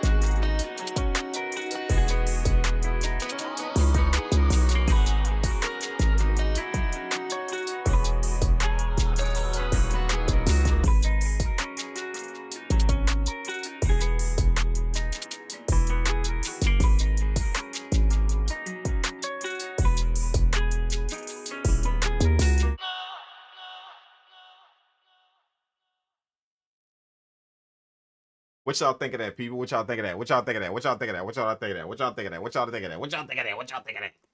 What y'all think? What y'all think? Y'all think we got one? Y'all think we got one? Y'all think we good to go? Think we good to go on the mix? Shit, I think we good to go. I think we good to go. I think we good to go. Yeah, let's print this bad boy out. We're gonna print this out. I'm gonna print this through my EQ. I'm gonna print it through there. I mean, I'm gonna print it through my my mixer there. We're gonna go on and print it. Make sure that it's recording the output. I am already on channel 3 and 4. Okay, let's disengage 1 and 2, engage 3 and 4, and turn on the, and then we're gonna print this out through there to make sure I got that conversion on there. Make sure I got that edge on there that I want. Okay, so we're gonna call this BRTRK. Bam. Okay, and we're gonna engage that. I think we're ready to print. Let's go. For those of you guys that don't know what I'm doing right now, I don't render mixes, I print them. I print them out. And the reason why I print them is because you guys are gonna see me doing fader rides as the beat plays. I'm gonna be doing fader rides for my desk right here, and I'm gonna just be like on drops. I'm gonna be bringing certain things down before the drop happens, and then I'm gonna be bringing it back in when a drop happens. You know, for stuff like that, it's different parts of the beat that I know what I'm gonna do in it. So I'm gonna be doing a few fader rides as the beat prints out. You know, that's just for me working on a hardware console. You know, for mixing on a hardware console for so long. I got very, very good at that. You know, fader rides, for those that don't know what fader rides are. Fader rides are when you're tracking out anything on a hardware console. As it's tracking out, you can ride the faders. Ride the faders means move them as it's tracking out. You move them slightly. So you make different things quiet down whenever you want. You make different things liven up whenever you want. See what I'm saying? So I can make my drop harder by lowering right before the drop happen. I can lower a few things, and then I can boost it up right when the drop happens. See what I'm saying? That lowness is gonna make it seem like the drop is harder because you heard it kind of dip a little bit before the drop happened, and then boom, you heard it. So in drops, the intro, I'm gonna take everything down just a taste. And then as the hi-hats come in, if you notice in the intro, the instruments start, then the hi-hats come in. When the hi-hats come in, I'm going to start raising everything back up. That way, when the music start, when the full music start, it's going to be at full volume. So that's faderized that you can do. You see what I'm saying? So I'm going to be kind of making those, I'm going to be kind of moving, doing that as the beat tracks out. And also, I print out mixes because I want the mixes to come through here, through my outboard stuff, not really through the DAW. Okay, so that's why I print mixes instead of just hitting the render button and boom, it renders out. I like to print. Okay, so that's what y'all seeing right now. We're gonna print this mix on to a file.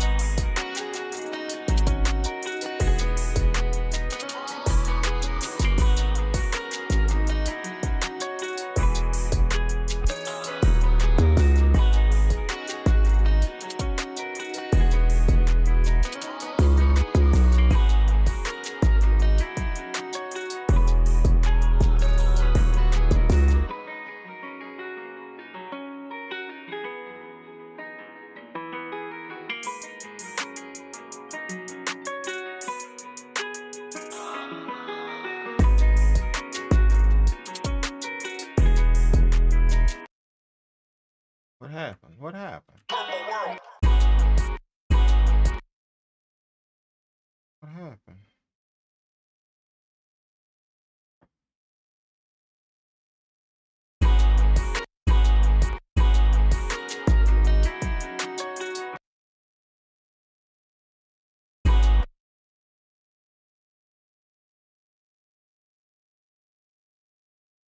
What happened? What happened? What happened? What happened? What happened?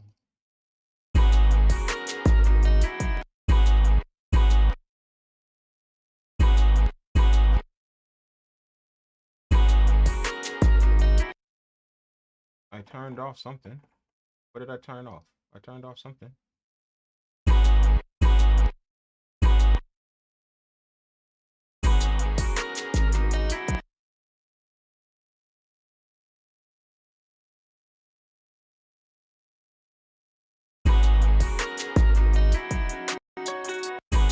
There we go. There we go. There we go. There we go. My bad. My bad. My bad. My bad. My bad. My bad. My bad.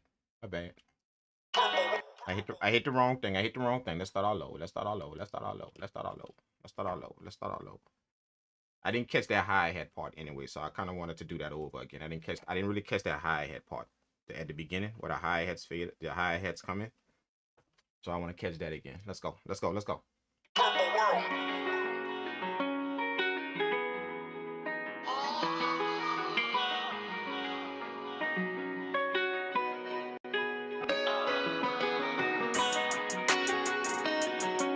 What's up, Gary Smith?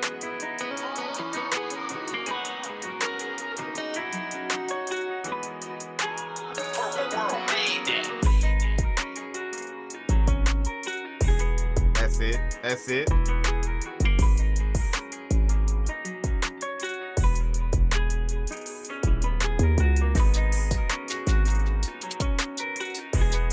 Bring it. Make sure them instruments down a little bit right here. Bring them instruments down just a taste. Bring them back up.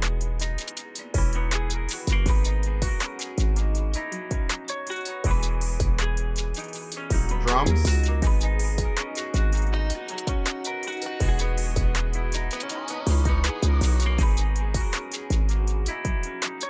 And then bring them back to zero. Everything back to zero.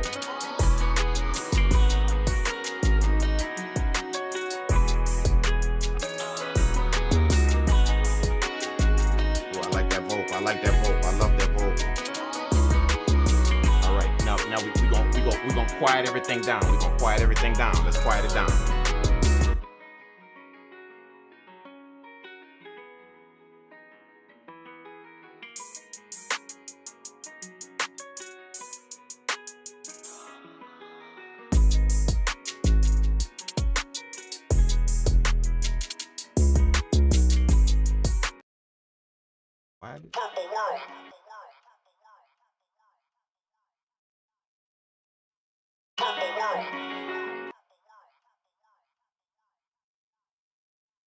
Hold up. I like that, man. I like that. Let's go back. Let's go back. Let's go back. Let's go back. Let's take this right here. Let's go from here, right here. Let's go from right there. Let's go from right there.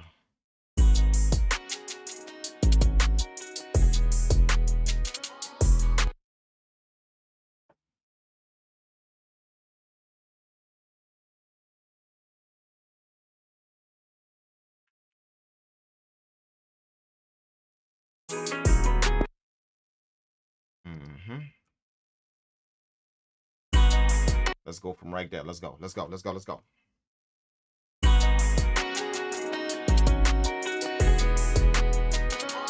I want to catch that. I want to catch that second verse.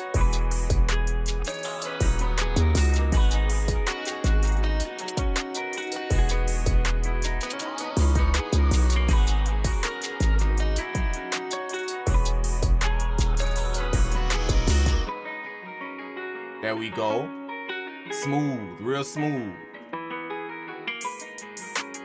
And then it's gonna come back up.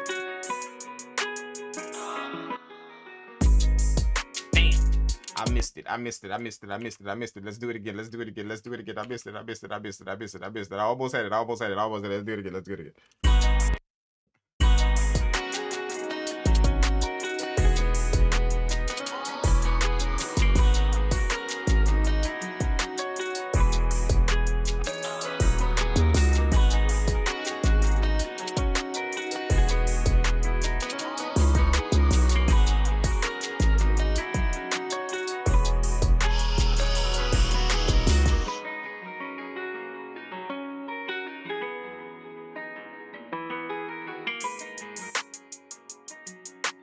Damn, I missed it again. I missed it again. I missed it. I'm gonna get it. I'm gonna get it. I'm gonna get it. I'm gonna get it. I'm gonna get it. Let's go. Let's go. Let's go. Let's go.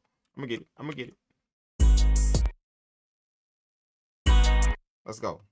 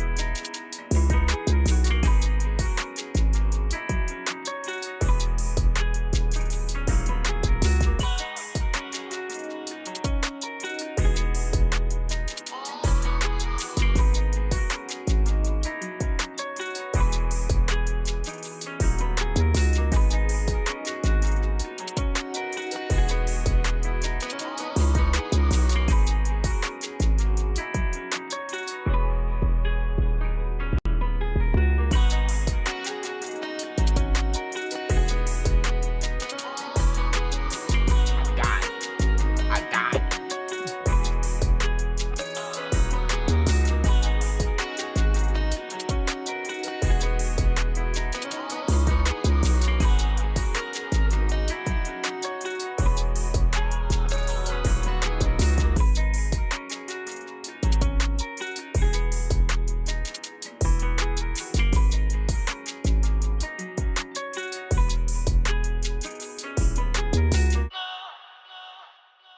That's it. That's it. That's the beat, bro. Took me a minute. Took me a minute.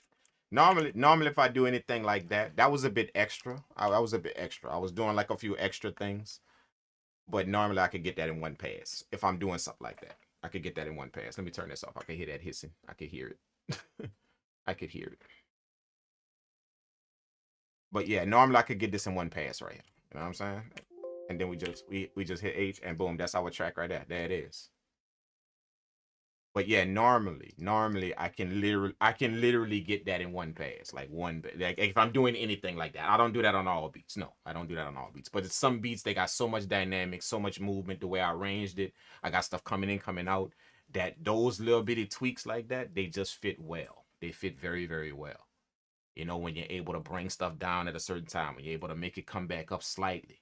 You know, just 2 dB off of a 808 at a particular time can make it punch louder whenever this happened. Whenever something else happened after that, it could make it do that. You feel what I'm saying? So it's small fader right that I learned how to do, you know, like tracking live drum, stuff like that. I learned how to do that a long, long time ago, you know, like just doing it over and over and over again.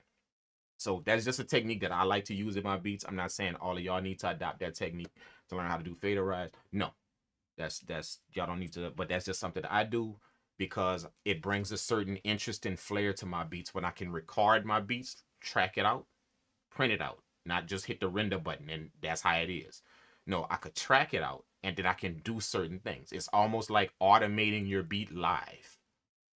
If that makes sense. It's like automating your beat live. While it's tracking out, you can automate stuff. You can move stuff, volume, you can do all that type of shit while it's tracking out. So it provides some interesting textures if you get good at doing it. If you know how to do it, that's a skill that you have to learn. You know how to fader ride, and because you can't make drastic movements because it's gonna make the beat sound weird or make the music sound weird. It's gonna be off. So you gotta know how to slightly ride that's why it's called rise. Like you gotta know how to slightly ride the faders a bit just in certain spots. decrease them and increase them a bit, and you can do some crazy stuff. And what I was doing is, the way I got this set up is I have a button that I could switch from my faders being volume, and I can switch it to it being pans, and I can also switch it to where it's mid and it's mono and stereo. You see what I'm saying? What I'm actually automating, what I'm actually moving, whether I'm moving the stereo or mono. So that's what I was doing, switching back and forth. They got certain places that when the beat quiets down, I want the stereo to get a bit thicker, like in certain breaks of the beat. They got certain parts in the beat when like the drop, when everything happening, the hook and all that. I want it to be a bit more narrow. You see what I'm saying? That way it has this certain depth to the beat. It has a certain depth to the music that it just sounds nice in headphones and in laptops. It just sounds nice because it's almost like it's fitting. Like, think about it. In laptop speakers and the cell phone speakers, the stereo field sound different because you're not listening to no full high quality speakers out of cell phone or a laptop. It sounds different. So what if you could have multiple platforms inside of your music? You could mix for that. Like, you could ride these faders and make it fit multiple platforms. So I got the stereo field doing something over here to where that's gonna fit laptop speakers. Then when the drop come, I got it boosting up a little bit to where that's gonna hit in the car. That's gonna come out full in the car. You see what I'm saying? So it's almost like you can gauge your music to kind of go through it. But again, that's a technique that it took me quite a while to learn, like quite a while to get that as something that's tracking out live. You see what I'm saying? That took me quite a while to learn that from the people that taught me when I was interning. Like, it took quite a while to learn that.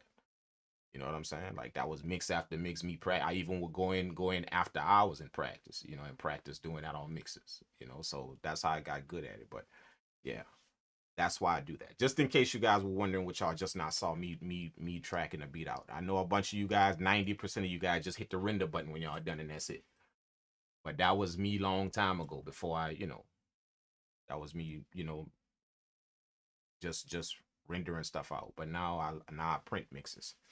And you can also print different versions of the mix. That's Printing is good because you could print different versions of it. I could print a version without like with a lower 808, or I could print a version to where the drop happens like this way, and then I could print this version where the drop happens like that. And I can go anywhere in here and print it. Like, if I want to print just the drop right here. See, I could chop this out like this. I could chop this out. This is the drop right here. See, so I could go there, chop this out right here, delete this. See? And then I could set it right here. And then I could record the drop a certain way if I want. You see what I'm saying? I don't even have to do it on this track. I could leave this track like it is. I could leave this track like it is, like this. Boom. Leave this track like it is. Put it down here. And then record just that piece right here. Just the drop, just the break piece right there. Record that. See what I'm saying? And I can see which one sound better. So you can print different versions of it. So it give me a bit more flexibility to print mixes the way I want, the stuff I want to do to it. Feel what I'm saying? So, and that worked particularly well when you got vocals. Like, when I make pain beats and I got vocals in there, yeah, that's all the chain right there. Like, to get them vocals to move a certain way, yeah, yeah, cheat code, absolutely.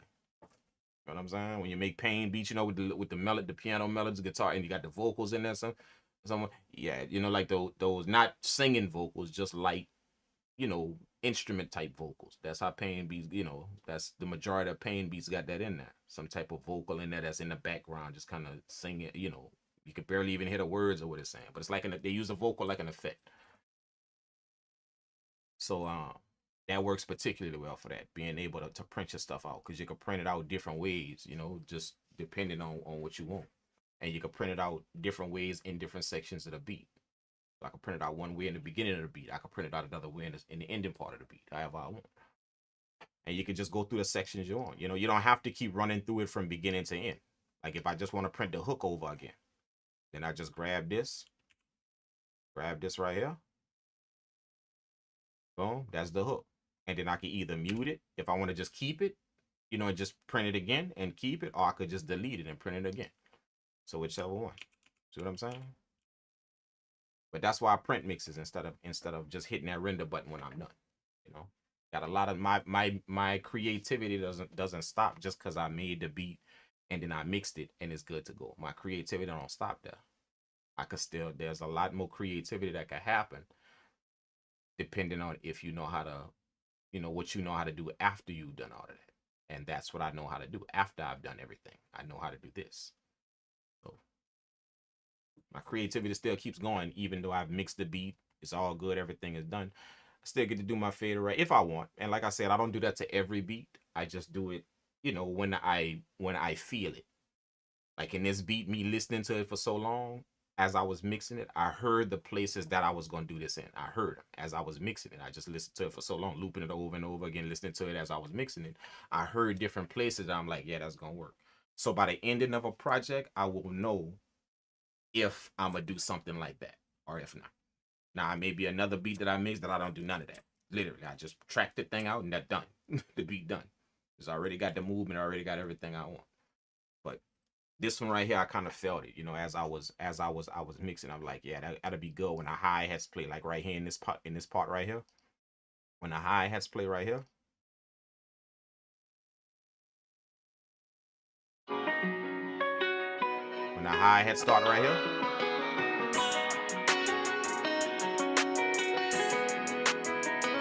Basically, I kind of quiet down the hi-hats a little bit.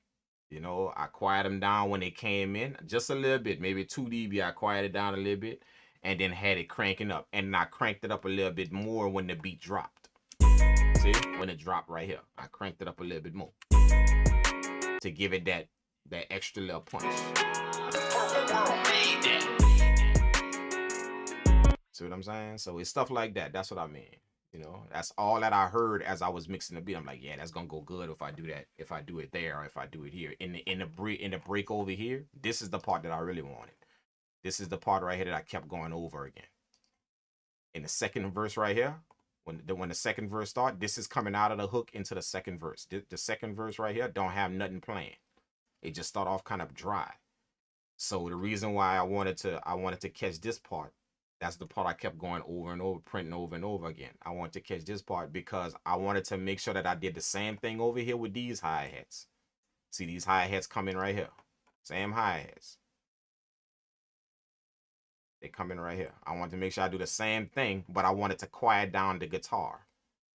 And then I had to hurry up and switch it to get back to everything. Now hi-hats and everything to make it punch again when the drop come in right here. See? So basically what I'm saying is all of this was quiet, including the guitar. All of that was kind of quiet. And then I made the hi-hats kind of quiet down a little bit and then ramp up. And then when it stopped right here, I had to switch the board back to get to this vocal and all of these tracks right here to make them come back, to make them, you know, kind of punch again. So that's why I kept recording. I was like, man, I didn't catch it. I kept missing this part. I could get the hi-hats, I could get this vocal. And I had the guitar the way I wanted. But I couldn't get back to all of this to make it punch like I wanted. I kept missing it. So that's why I kept tracking this over again, this part. But then I finally got it. But that's just a little bit. But I hope y'all got something from this, man. I have to get out of here because I have a session that I gotta be on in a little while. I gotta prepare for a few one-on-one sessions. I think I have 3 more left today to do. But I had this break in between myself. I've been doing sessions since this morning, one-on-one sessions since this morning, but I had this break in between. So that's why I wanted to jump on here with you guys and knock out a mix for you guys so you guys can see from start to finish. You know, this video will remain up on YouTube, so y'all be able to go check it out. You know, I kind of at the ending of the mix, I kind of got quiet because I had to hurry up and do it. Else I'd have been, you know, I wouldn't have even finished it. And I want to make do a whole mix on a video for you guys. You know, print it out, everything done. So yeah, that's it, man. That's it. I hope you guys got something from this, man. I hope y'all enjoyed it. And yeah, man, just let me know if y'all have any questions. Again, I'm an open book. You know, you can ask me anything, but just understand there are certain things that cannot be explained on YouTube. So no matter how many comments you drop me in the comment section, that you just kind of gotta be there for it. Not everything you're gonna be explained to you through some comments. So, you know, again, if you guys want to know more about this, if you have the desire to know more about anything you saw here, anything that you see me do, then don't hesitate to reach out. The email address is somewhere in the video description. There's also the help session link that's on my website, thedrinkkang.com, and I think that's in the video description as well. You know, y'all can put if y'all ever want to know anything more about what y'all see, man. You know, I do not mind teaching people. I do not mind showing people, and um, um, you don't have to be, you know, an advanced user to pick this up the way I show it to you. You don't have to be. You just got to be willing to learn, willing to know, and that's it. You know, I'll put it in the simplest fashion that I can for to fit the person that I'm dealing with. That's how I work. So thank y'all so much, man. Oh, the beat is begging for some. The beat is begging for someone to write to it. The mix changed the entire texture. The mix changed the entire texture. The beat is begging for someone to write to it. Yeah, hopefully, hopefully. You know, but these, yeah, this beat right here, I think not this one. This one isn't sold yet. Not this one, because I just made this one like literally 20 minutes before the stream. I just made this one. You know, so not this beat, but the rest of these are I think a few of these are, two of these are, or four of these are sold already. So I'm just preparing the mixes to get them. They're already sold, already purchased. You know, so.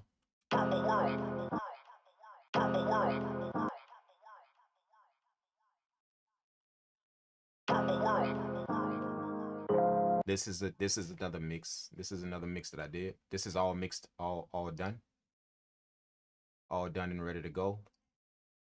See, there's the track out down here. See, so that means that I did a few fader rides on here, did a few things on there. So that's this beat right here.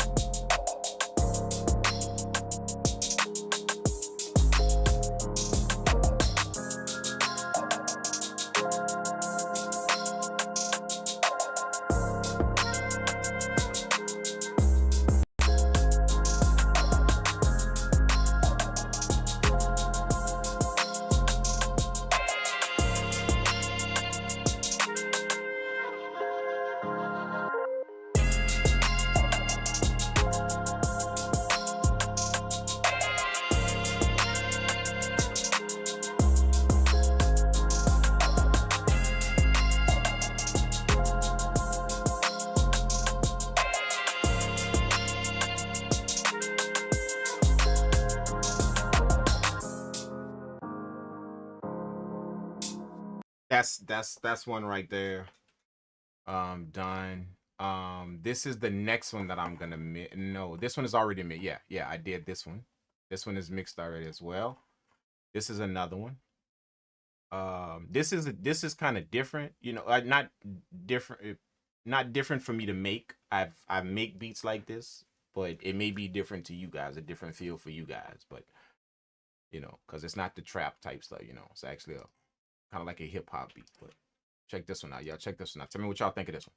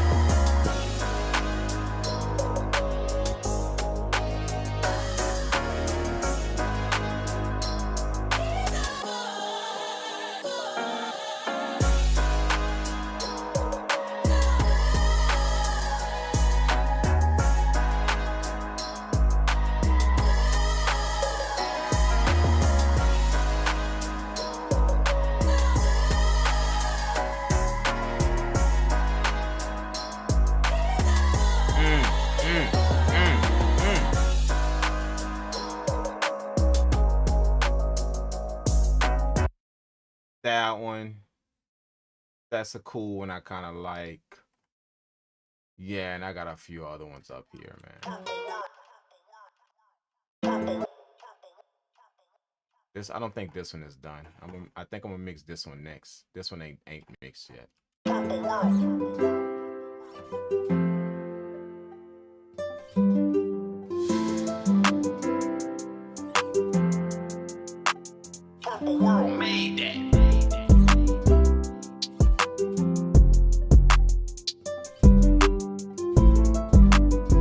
I gotta mix this one, man. I wanna mix this one.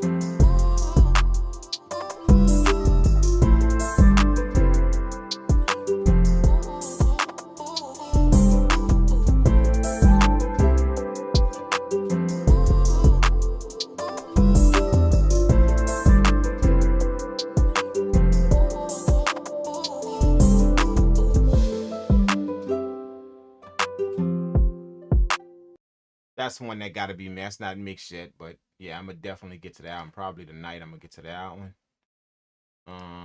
What's this one? That's the other one. What's this one? Yeah, this one gotta be mixed. This is like a, NBA young boy kind of thing, you know. This one was requested of me to make.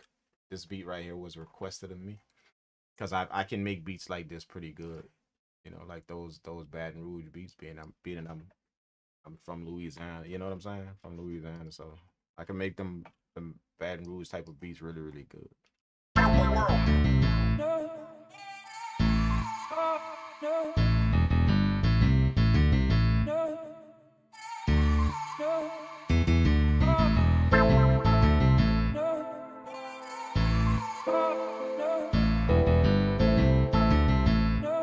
But this gotta be mixed though. This not mixed shit.